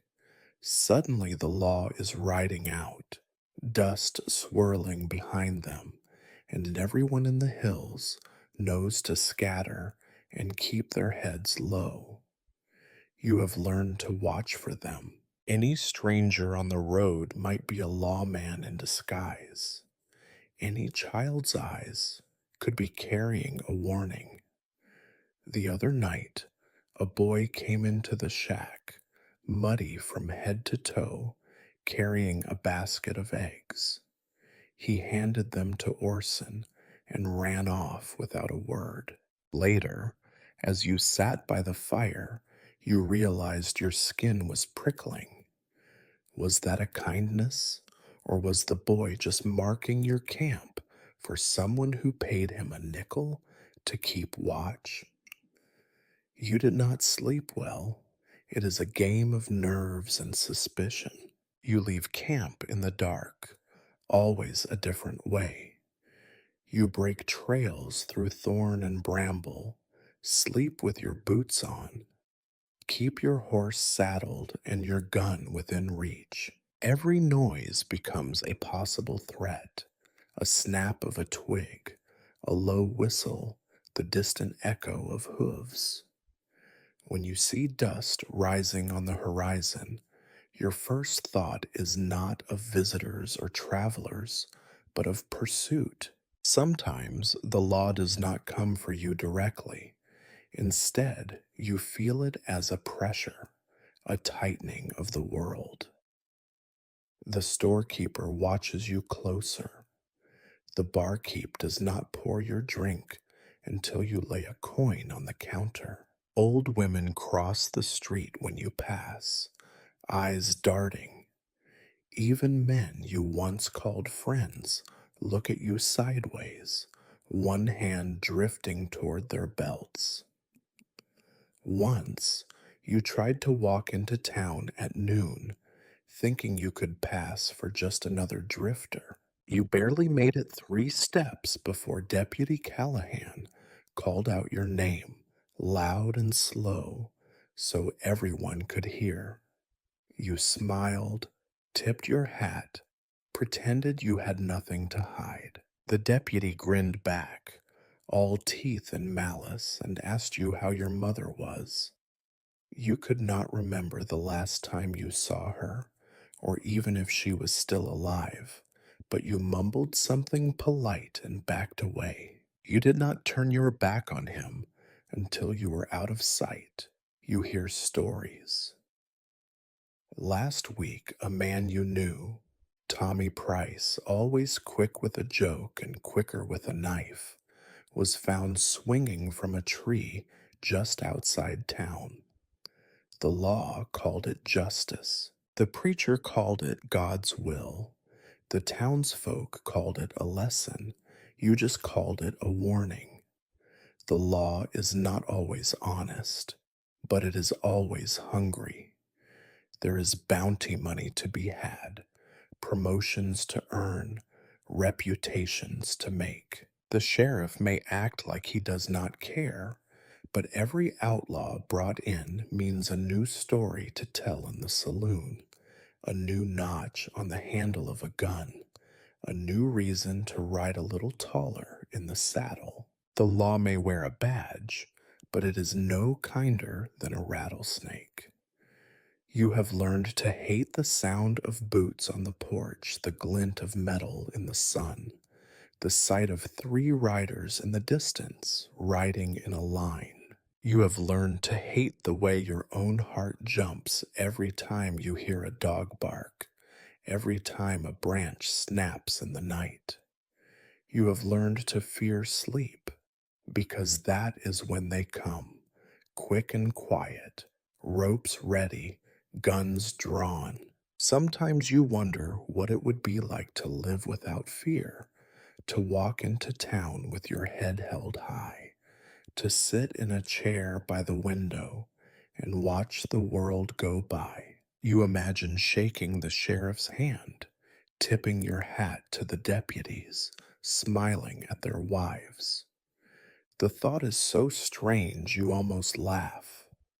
Then you remember Tommy Price, and the laughter dies in your throat. The law is always there, waiting, patient as death. You can run for a while, you can hide for a season, but sooner or later, the world gets smaller, the roads get rougher, and the law catches up.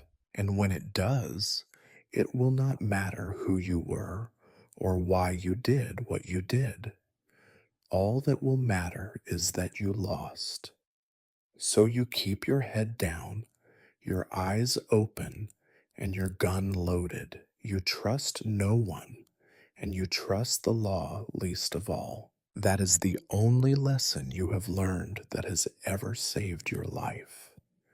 If poverty is your daily bread, and the law your nightly fear, then betrayal is the knife you keep pressed against your own throat. You tell yourself you trust no one, that you are too wise, too scarred, too experienced to let another man get close.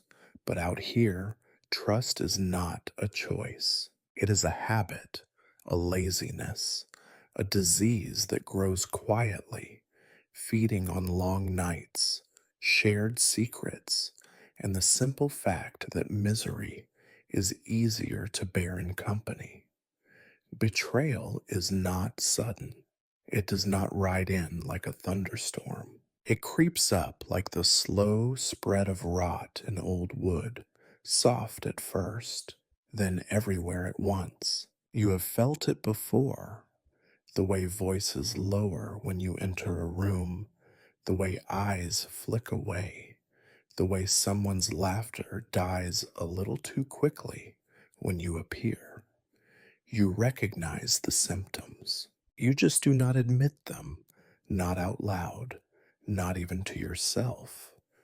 It begins small. One night, you notice that Orson, always a light sleeper, is gone from his bedroll when you wake before dawn. You see him talking to a stranger near the creek, a farmer's son, maybe, or a drifter.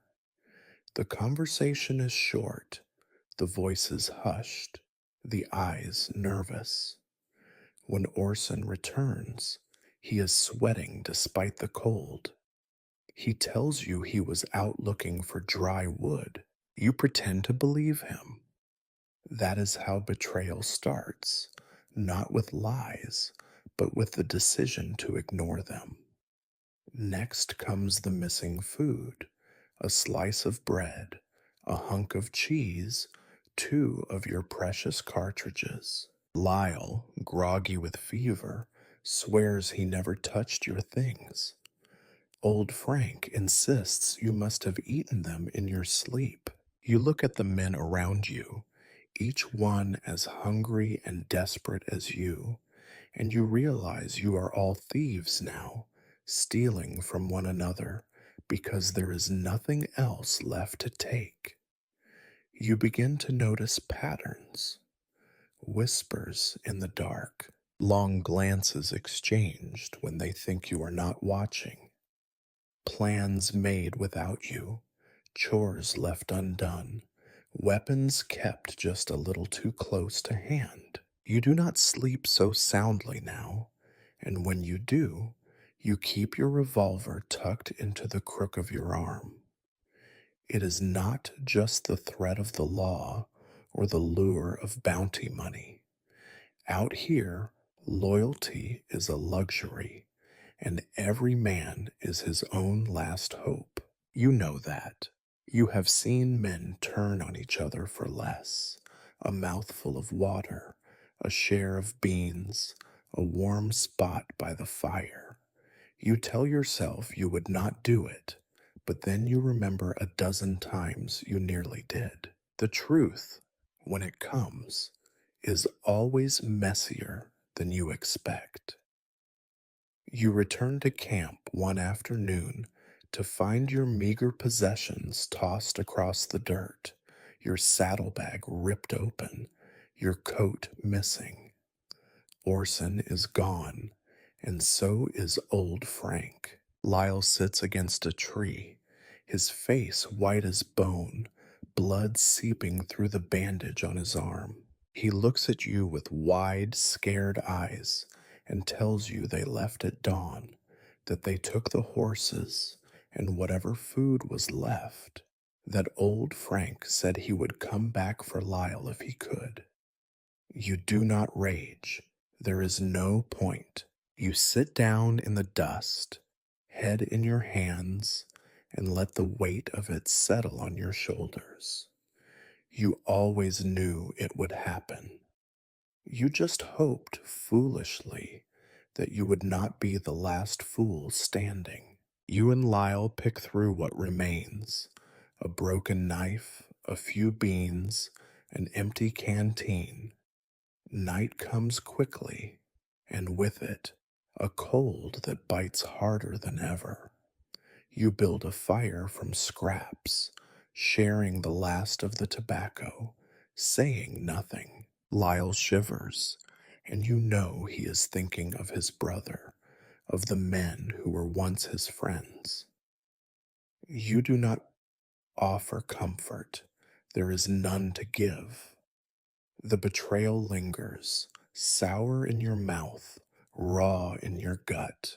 You replay every word, every gesture, every moment of false camaraderie.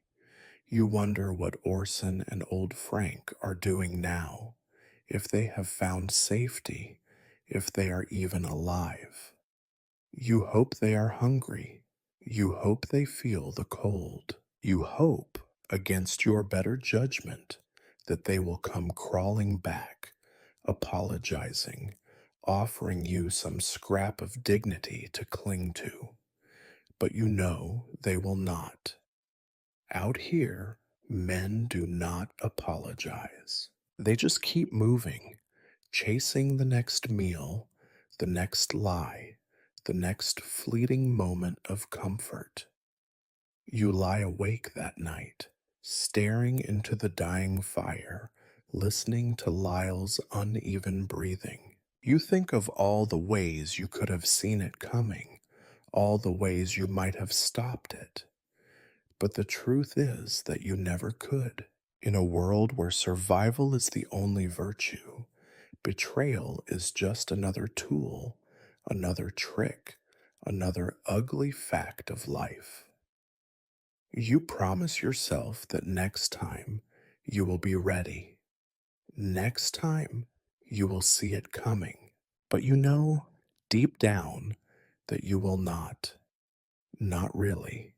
Because the only way to survive out here is to trust no one, not even yourself.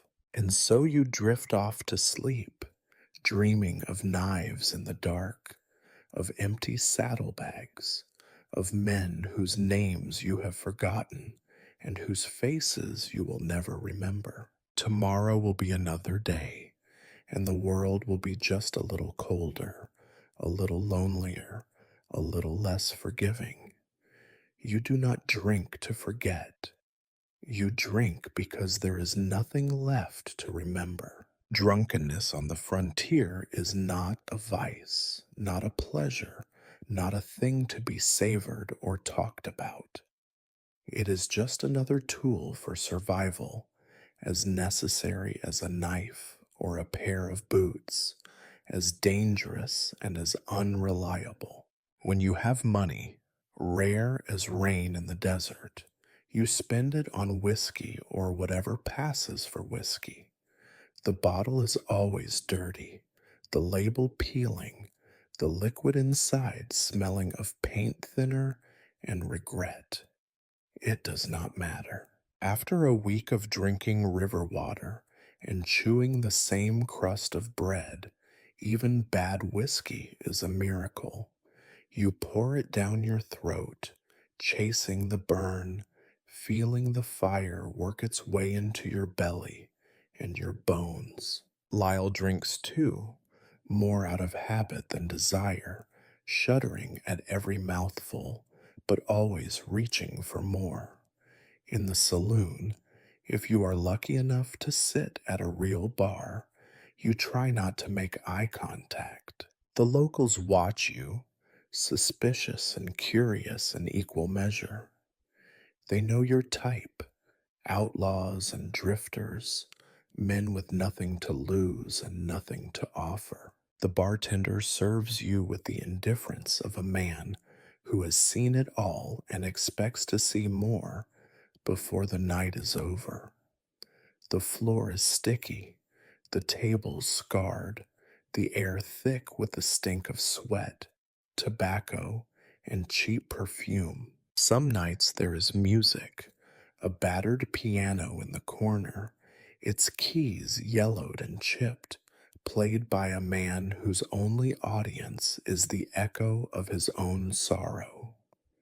You try to keep to yourself, but liquor loosens tongues and blurs boundaries.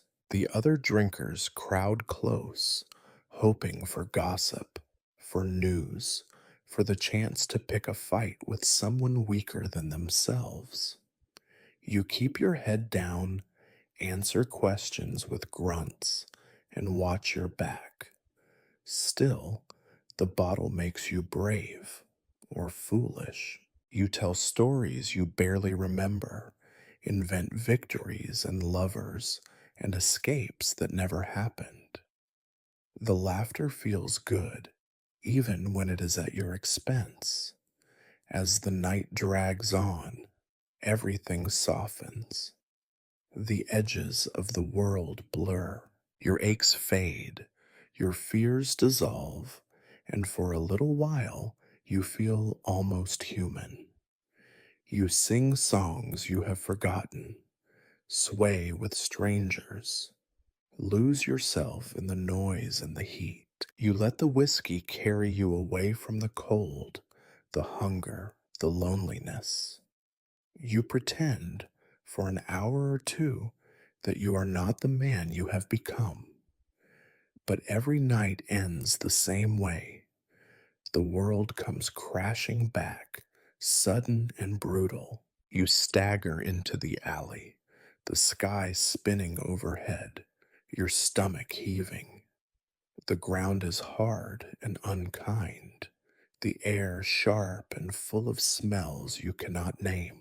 You collapse beside a barrel or a pile of crates, hugging yourself against the cold, trying not to vomit what little food you have managed to swallow.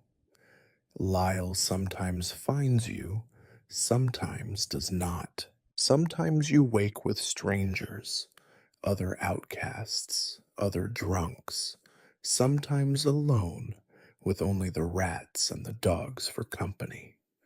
Morning is a curse. Your head pounds, your mouth tastes of ash, your body aches in ways you did not think possible. You reach for the bottle, desperate for one last drop, only to find it empty. The sun stabs at your eyes, too bright, too honest, too cruel. The world has not changed, but you have. Smaller, weaker, sicker. Your tongue is thick, your hands shake. Your memory is a patchwork of shame and confusion. You drag yourself to your feet, cursing every step, searching for water, for food, for anything to dull the edge of regret. Your clothes are stained, your boots caked with filth, your skin sticky with sweat.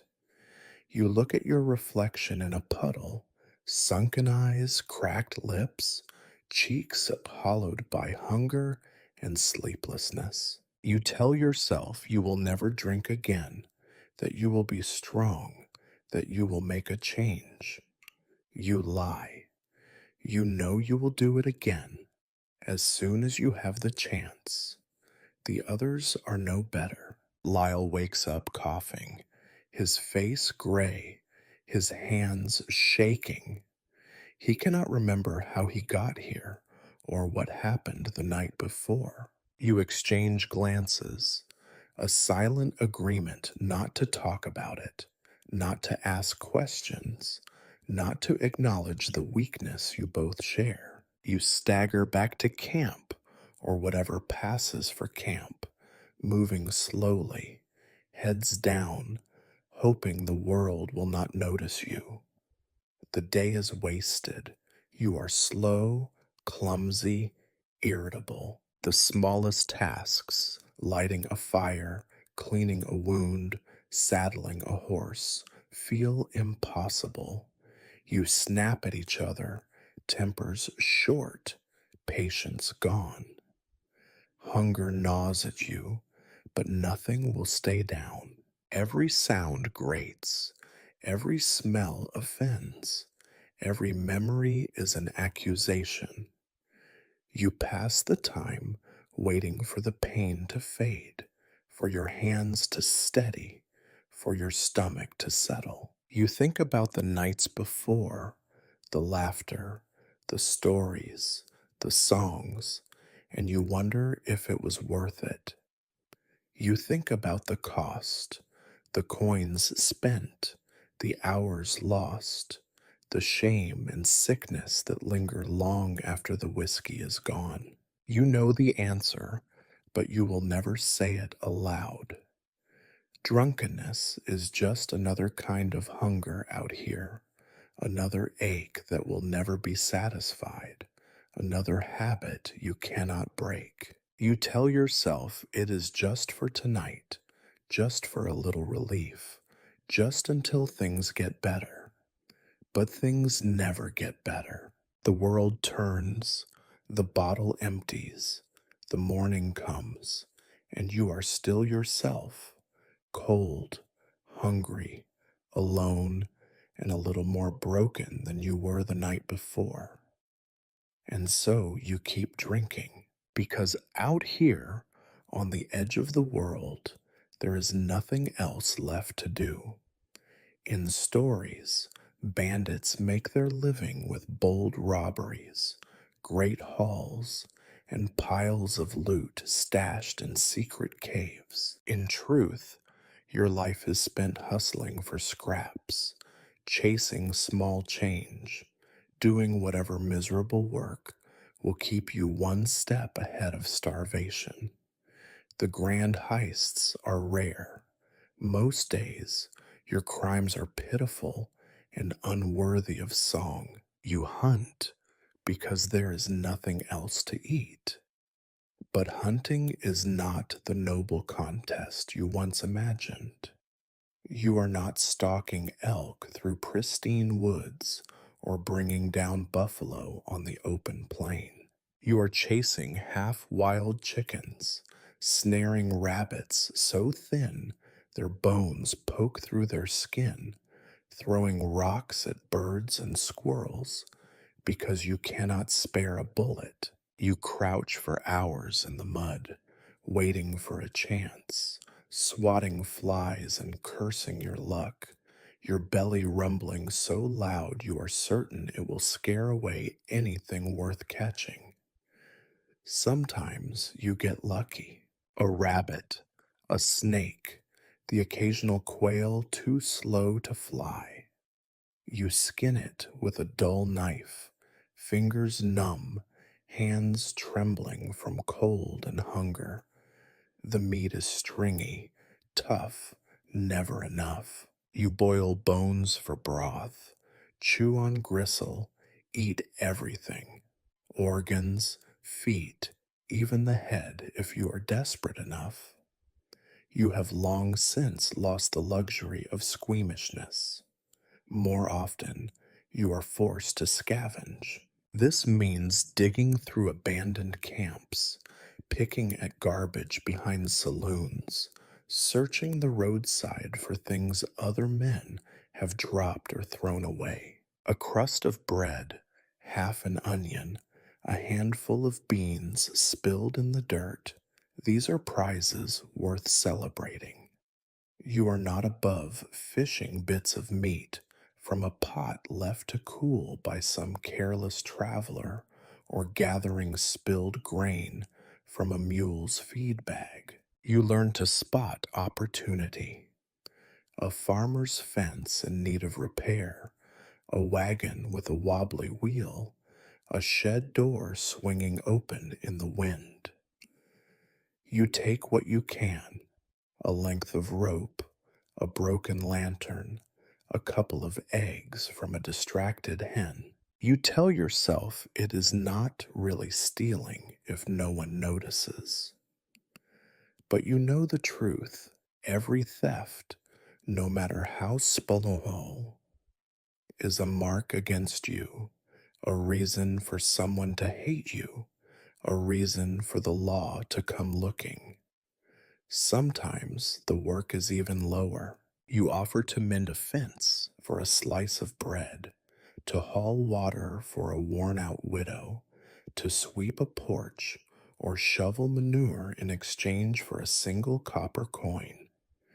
The work is hard, the pay is nothing, and the looks you get are worse than insults. You feel their eyes on you, measuring, judging, waiting for you to make a mistake. Sometimes they pay you, sometimes they do not. You rarely argue. What would be the point? There are days when the hunger wins, and you do things you are ashamed of. You beg. You stand outside the church after Sunday service, hat in hand, face lowered, hoping for pity. Most walk by without looking. Some toss a crust, a penny, a word of advice you cannot eat. You hate yourself for it, but not enough to stop. You have learned that pride is a luxury for men who are not starving. You sometimes stoop even lower, picking pockets when the market is crowded, grabbing a loaf from an open window, snatching a coat from a drunken man asleep in the alley. Your heart pounds, your hands sweat, your mind races with the fear of being caught. The shame burns, but so does the hunger.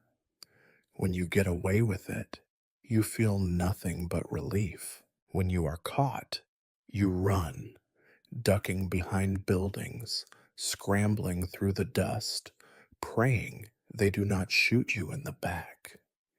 Even these petty crimes have their dangers. The law does not care if you steal a horse or a handful of beans. A thief is a thief, and a rope fits any neck. The townsfolk are quicker to anger than to mercy. You have seen men beaten for less, seen women turned out of their homes, seen children starve for the sins of their fathers. You live every day with the knowledge that one mistake, one unlucky moment, could be the end of you. You try to justify it to yourself. You say you are only taking what you need, that the world owes you, that a man has to eat. But deep down, you know it is a lie.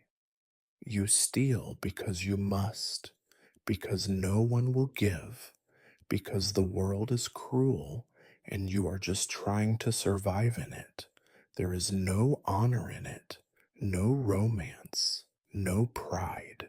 At night, when you crawl back to your miserable shelter with whatever you have managed to scrounge or steal, you count your blessings in crumbs and coin.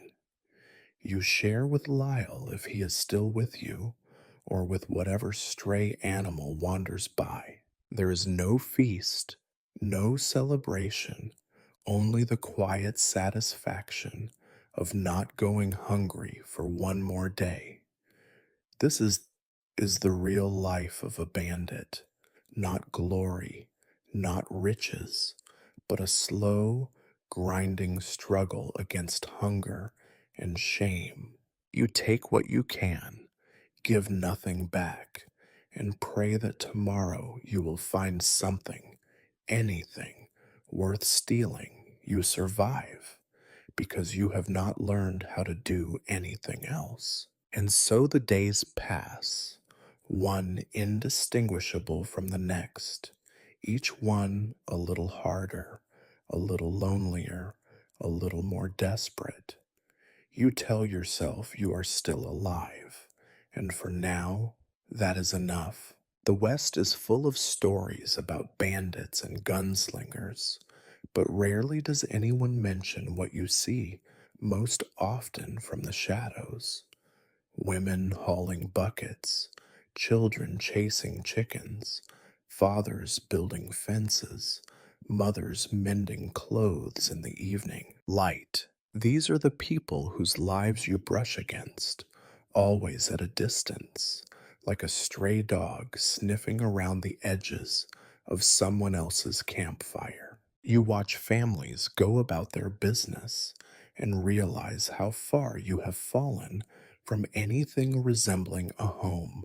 In the morning, while you huddle over a dying fire, you hear the laughter of children in the distance, their voices clear and bright, unbroken by hunger or fear. You see them running after each other, bare feet thumping in the dust, hair tangled and wild, faces smeared with yesterday's supper. Sometimes a child catches your eye and stares, wide eyed and silent, as if trying to decide whether you are real or just another part of the wild landscape. Women are everywhere and always busy.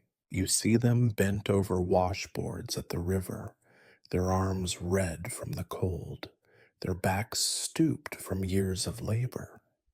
You hear them calling for their children, scolding husbands, singing old songs you barely remember the words to. There is nothing romantic in their work.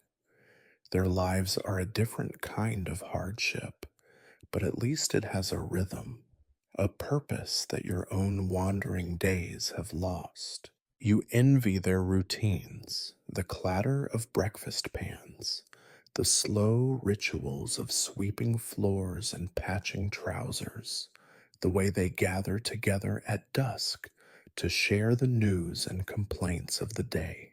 Sometimes, when you pass through a town, you catch the smell of bread baking or stew simmering, and you stand a moment too long at the edge of a yard, trying to memorize a world that is not yours. Every once in a while, you remember what it felt like to belong somewhere. You picture a table crowded with bowls and spoons, your mother's hands folding bread, your father's boots by the door, your brothers and sisters fighting over who gets the last piece of pie.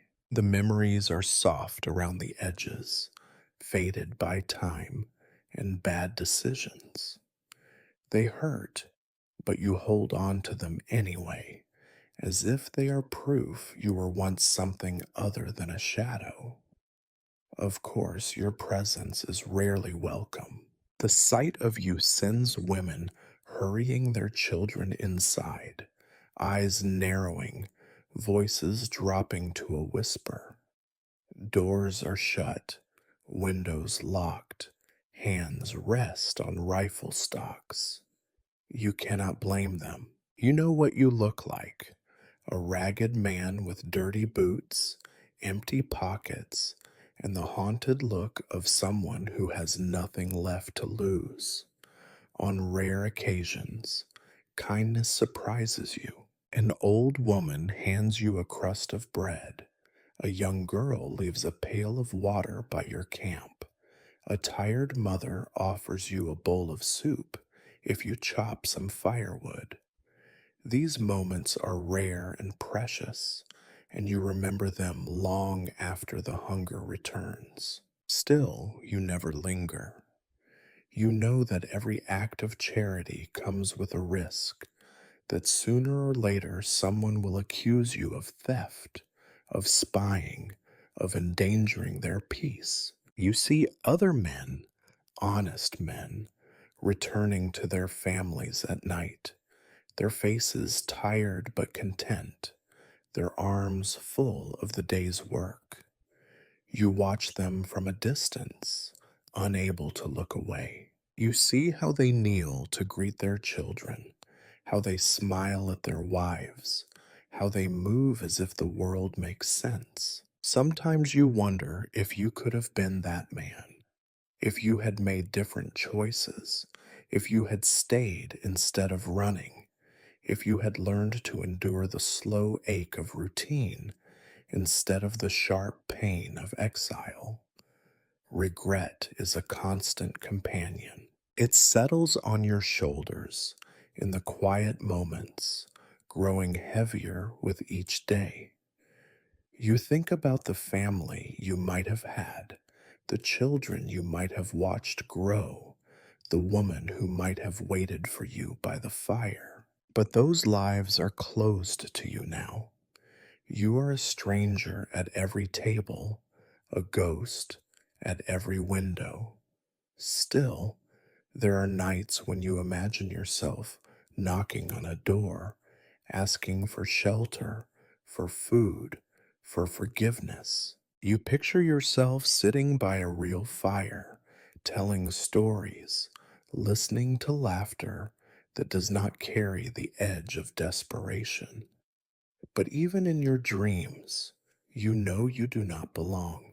The world is full of walls you cannot cross, of families you cannot join, of kindness you cannot repay. So you keep your distance, moving from one shadow to the next, watching the lives of others unfold as you pass by, always outside, always hungry, always looking for a place to rest that is not yours and never will be. You tell yourself you are not jealous, that you are too tough, too wise, too far gone for such feelings. But you know the truth. Every time you see a family gathered in the glow of lamplight, every time you hear the sound of a lullaby through thin cabin walls, every time a child's laughter drifts across the fields, you are reminded of everything you have lost and everything you will never have again. And that, you realize, is the heaviest burden of all. On the frontier, people talk about the future as if it is a promise, a better harvest next year, a new roof before winter, a son old enough to help with the cattle, a daughter married to a decent man. The future is something you save for, something you plan, something that justifies the misery of today. But for you, the future is not a promise, it is a threat. It looms before you, cold and blank, a corridor with no doors, no windows, only darkness at the end. You used to think about what you would become. You remember lying awake as a boy, dreaming of horses, wide open land, silver spurs, and nights by the fire surrounded by friends. You imagined yourself a hero or a legend, someone worth singing about, someone whose name would echo through the canyons. You imagined a future with choices, but choices are for other people. Out here, every day is decided by yesterday's mistakes. Now, when you think about the future, all you see are the fates of men you once knew. You remember Slim Carter, who caught a bullet in the back over a game of cards and died before he could finish his drink. You remember Big Jack, who disappeared in a blizzard and was found months later by trappers, curled up under a pine tree with his hands frozen to his chest. You remember Mary's husband, who tried to settle down, tried to start fresh, and ended up hanging from the courthouse tree as a lesson to anyone else who thought they could outrun their past. These are the futures the West provides. You have seen them all, and you know you are not special. It is the quiet moments that get you.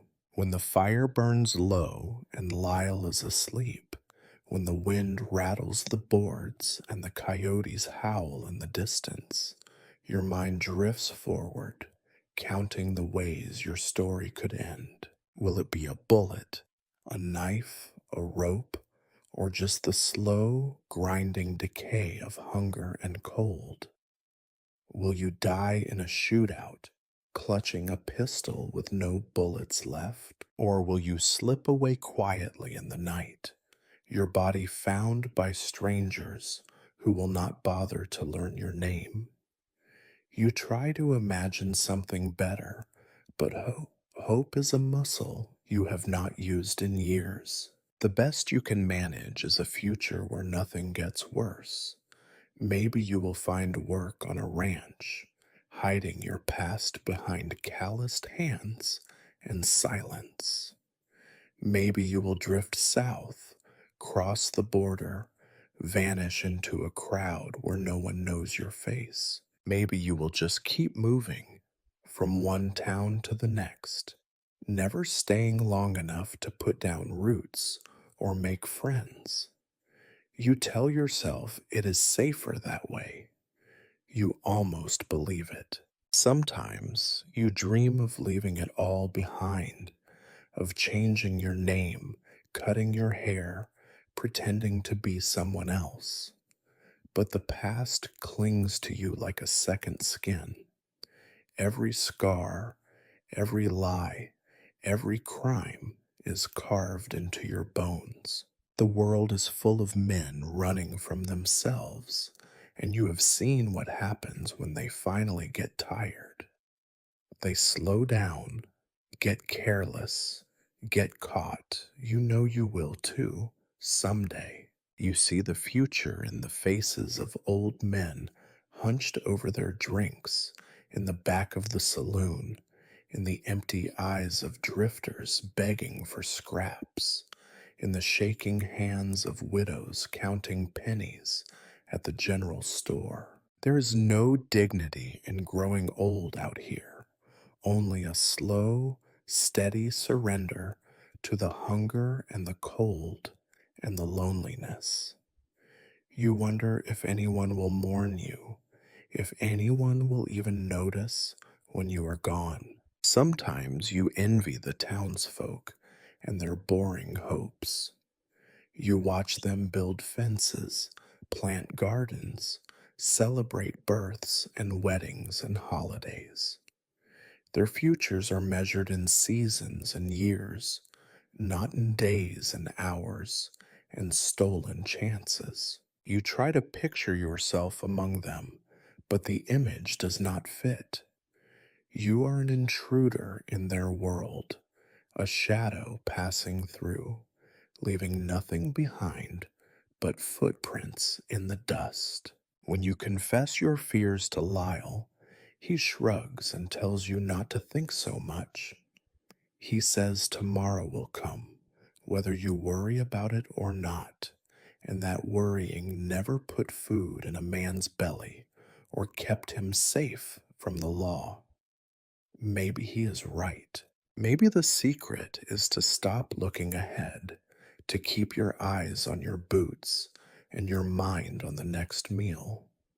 But the future creeps in anyway, gnawing at you in the quiet moments, whispering all the ways it can go wrong. You start to see signs everywhere. The way the sky darkens before a storm, the way the townsfolk glance over their shoulders, the way Lyle coughs at night, a little longer each week. The world feels smaller, the options fewer, the hope thinner. You realize that every step you take is another step toward the ending you have always known was waiting. And so you learn to live in the present.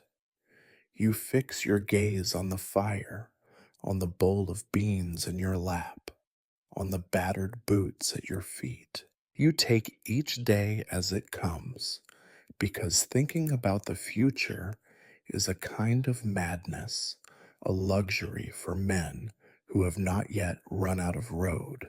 But some nights, when the wind is just right and the moon is bright, you let yourself wonder, what if things had been different?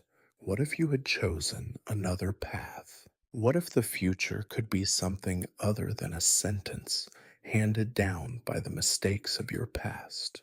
Then the cold creeps in, the fire dies, and you pull your coat tighter around your shoulders, shivering at the thought that the future is coming for you, whether you are ready or not.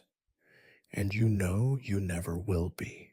You like to tell yourself you have seen the worst the world has to offer. After all, you have lived with hunger gnawing at your belly, felt the cold grind your bones, watched friends betray you and enemies grow fat on your misfortune. You have dodged bullets and stared into the blank eyes of men who would kill you for the price of a meal. You have waded through mud and misery, told lies for a scrap of bread, woken in ditches with your fingers stiff and numb. You know hardship, you know violence, but you do not truly understand cruelty, not until you see it for what it is, not anger, not necessity, but a kind of delight. Cruelty is what separates the living from the dead on the frontier. Not the cruelty of a storm or a hungry wolf, but the cruelty of men, small, mean, and gleeful. You come to know it one afternoon when the air is heavy and the sky is bruised with thunder. You and Lyle are moving quietly along a dry creek bed, searching for a place to sleep, when you hear the laughter, sharp, ugly, full of something you recognize and fear. You see them before they see you, 3 men and a boy, all on horseback, circling a figure kneeling in the dirt.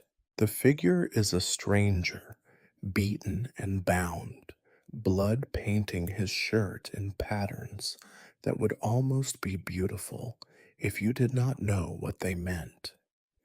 The boy throws stones, missing more than he hits, but the men jeer and cheer him on. One spits in the dirt, draws a pistol, and fires just above the kneeling man's head, the bullet kicking up a puff of dust. The victim flinches, but does not cry out. You and Lyle crouch low, hearts thudding, every instinct screaming at you to turn and run, but you cannot look away. There is a lesson here, and you know you have to learn it or risk becoming the next example. The men talk in low voices, their words drifting on the wind.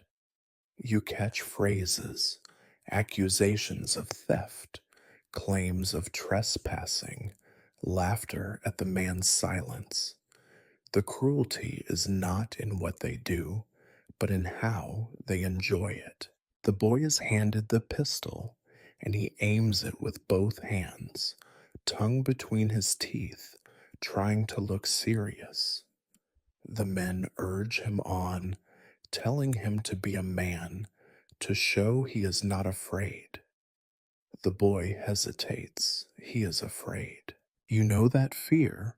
It is the only honest thing in this scene. The gunshot cracks the air, and the kneeling man slumps forward, a hole blooming red in his side.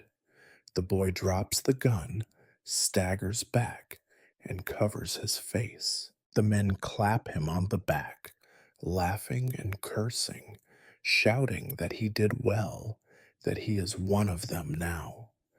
The man in the dirt does not move. You realize he will never move again. You and Lyle retreat, crawling away through the brush, your breath held, your faces cold with sweat. You do not speak. There is nothing to say. You have seen death before, but this is something different. This is death delivered not by accident, not by hunger or fear, but as a gift, an inheritance passed down from one broken soul to the next. That night, you try to forget, but you cannot. The laughter echoes in your head, the sound of the gunshot, the sight of the boy's hands shaking as he drops the pistol. You wonder if he will dream of this night, if he will wake with his hands trembling and his heart sick, or if he will become like the men who raised him, learning to find joy in the pain of others. You see cruelty everywhere now, in the way a merchant beats his horse for stumbling, in the way townsfolk gossip about a widow's ruin, in the eyes of lawmen as they drag a thief through the dust. You realize that the real danger is not the law or the weather or hunger, but the way people change when they think no one is watching, when kindness is weakness and power is measured by the misery you inflict. You think back on your own life. You remember the things you have done, the times you laughed at another's misfortune, the lies you told that ruined someone else's hope of a meal or a warm bed. You wonder how much cruelty you have absorbed, how much you have given, how much is left in you. You wonder if the frontier makes people this way, or if it only strips away the layers until nothing but cruelty is left. The next day, you see buzzards circling in the sky. You do not go back to the creek bed. You do not want to see what is left. Lyle does not mention it. Neither do you. But you both walk a little quieter.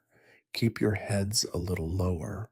Check your pistols twice instead of once. You are reminded in the ugliest way that out here the greatest threat comes not from nature or luck or fate, but from the hearts of other men. You tell yourself you will never be like them.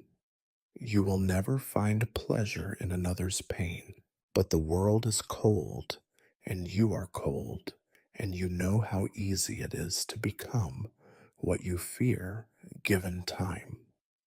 You close your eyes and hope the boy's face will fade from your memory, but you know it will not. Cruelty leaves marks that never heal. You tell yourself that every outlaw gets one last chance, one more job, one last shot at fortune, or at least a few days' peace. But in your world, one last time is just another story you repeat to keep going.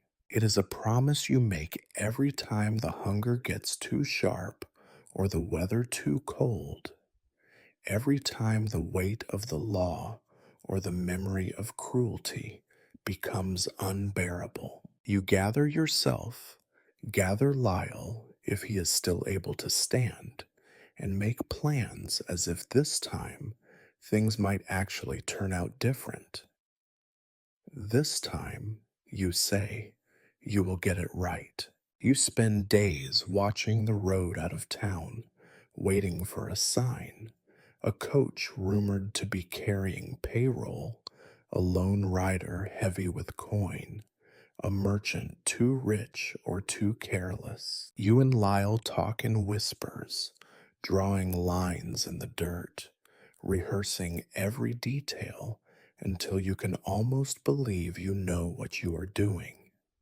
You count your bullets, you check your knife, you listen for the distant thunder of hooves, the clatter of wheels, the jingle of harness. Every sound becomes a possibility, every shadow a threat. The morning comes pale and cold. Your boots are soaked through before you even leave camp. The horses, such as they are skittish, nervous, and tired of carrying failures. Lyle is coughing again, his skin gray in the dawn light. You ignore it, focusing on the plan. If you think about his sickness, you will lose your nerve. If you think about the past, you will turn back. The wait is long, as always. The road is emptier than you hoped, the world quieter. You pass the time in silence, broken only by Lyle's wheezing and your own thoughts, each one darker than the last. The air grows colder.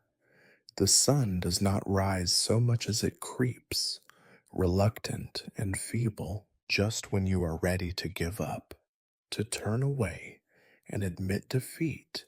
You see it, a lone stagecoach trundling up the road, the horses stamping clouds of dust, the driver slumped and bored.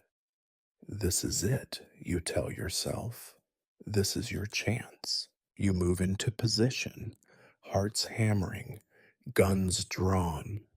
Lyle stands behind a dead tree, coughing into his sleeve, his hands shaking. You step into the road, raise your pistol, and shout for the coach to halt. The driver's eyes go wide, and for a second, you think he might actually stop. Instead, he whips the reins, and the horses lurch forward in panic. You fire a shot in the air. Lyle fires at a wheel. The coach wobbles, swerves, but does not stop. You chase after it, shouting, waving your arms, the sound of hoofbeats drowning out your words. Your horse stumbles, nearly throws you. Lyle's pistol jams, and he curses so loud you think the world itself will hear. The stagecoach rattles on, disappearing in a cloud of dust and mockery. You are left in the road, empty handed, heart pounding, sweat freezing on your neck. You stare after the coach, hands shaking, mouth dry, head full of nothing but failure.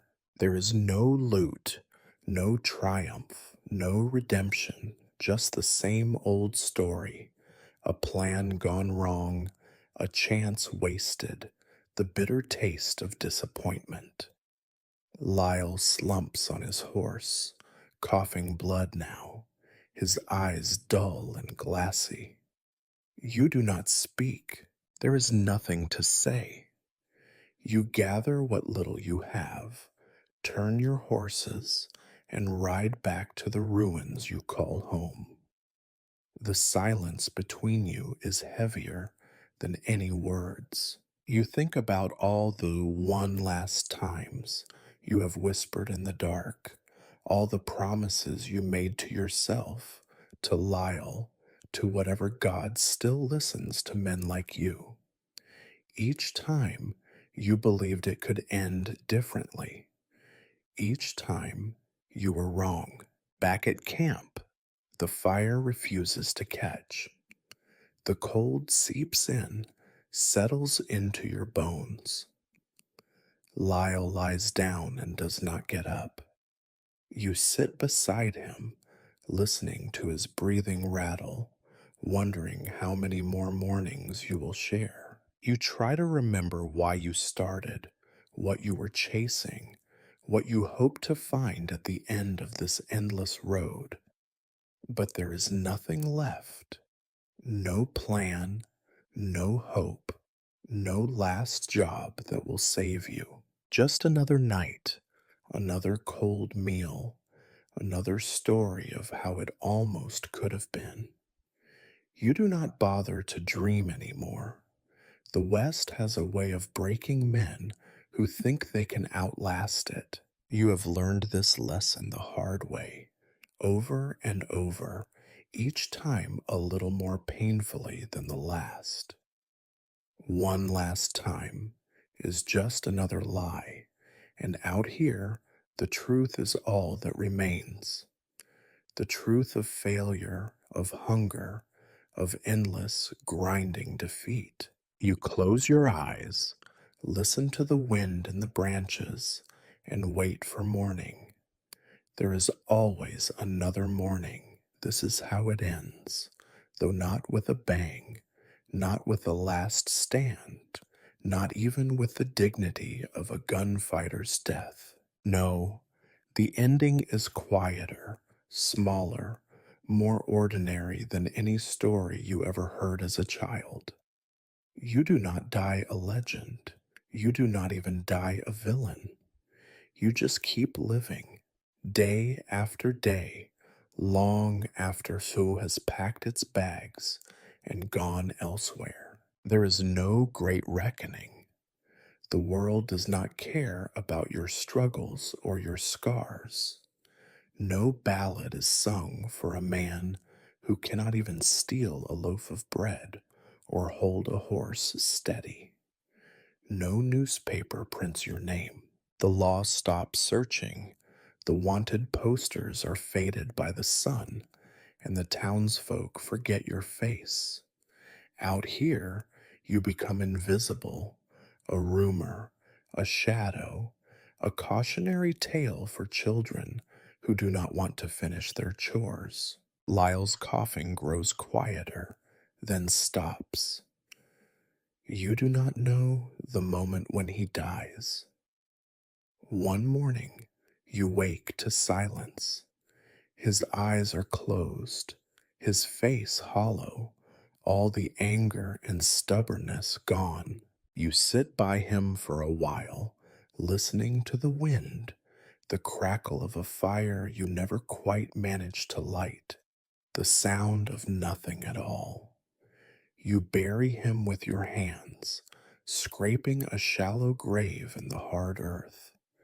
There is no marker, no words. You do not know what to say. He is just gone. Days stretch into weeks. You get up, you walk, you search for food. Sometimes you find enough to survive. Sometimes you go without. The ache in your stomach is familiar, almost comforting. It reminds you that you are still here, even if you cannot remember why. You watch the sun rise and set, count the stars at night, listen to the coyotes howl. You are alone, but you have been alone for so long that you hardly notice the difference. You pass through towns where no one knows you. You nod to strangers, keep your head down, keep moving. The world is full of people just like you, tired, dirty, looking for something they will never find. Sometimes you hear laughter drifting from an open window, see a family gathered around a table, smell bread baking in a kitchen you will never enter. You stand outside for a moment, breathing it in before walking on. You are a ghost in your own story. You dream less now.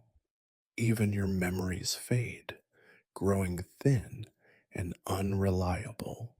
You try to remember your mother's face, your father's voice, the sound of your own name said with kindness. It is all slipping away, replaced by the sameness of every day, the cold, the hunger, the aching bones, the unending monotony.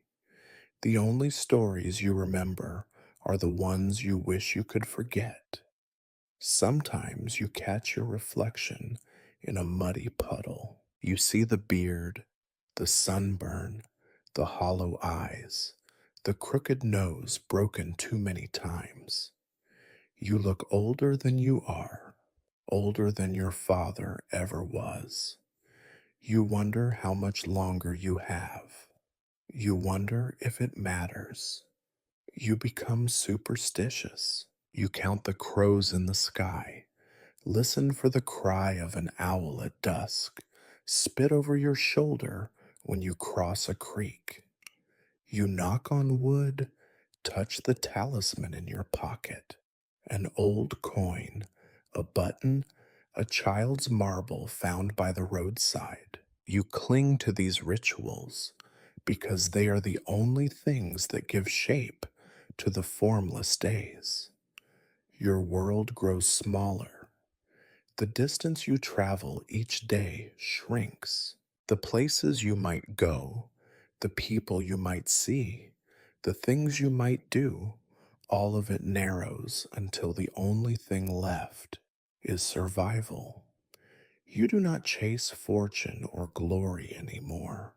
You do not hope for a new beginning. You only hope for another morning, another meal, another night without too much rain. You think sometimes about dying, not in a dramatic way, not with the violence you once expected, but with the slow, creeping inevitability that claims all things out here. You think about lying down under a tree and not getting up, about letting the cold take you, about disappearing without a sound. But each time, something keeps you moving, a stubbornness, a habit, the echo of a voice that once promised things would get better. In the end, nothing gets better. The world does not change. The dust keeps blowing. The law keeps hunting. The rich keep getting richer. The poor keep starving. Your story does not matter. No one remembers your name. No one mourns your passing. But still, you go on. You get up. You walk. You eat when you can. You sleep when you must. You scratch the lice, patch the holes in your coat, count your last bullet. You live, not because you want to, but because you have not yet learned how to stop. This is the truth of life on the frontier for men like you. It is not a grand adventure, not a ballad, not a legend told by firelight. It is a long, slow march into nothingness, a history written in mud and blood and silence.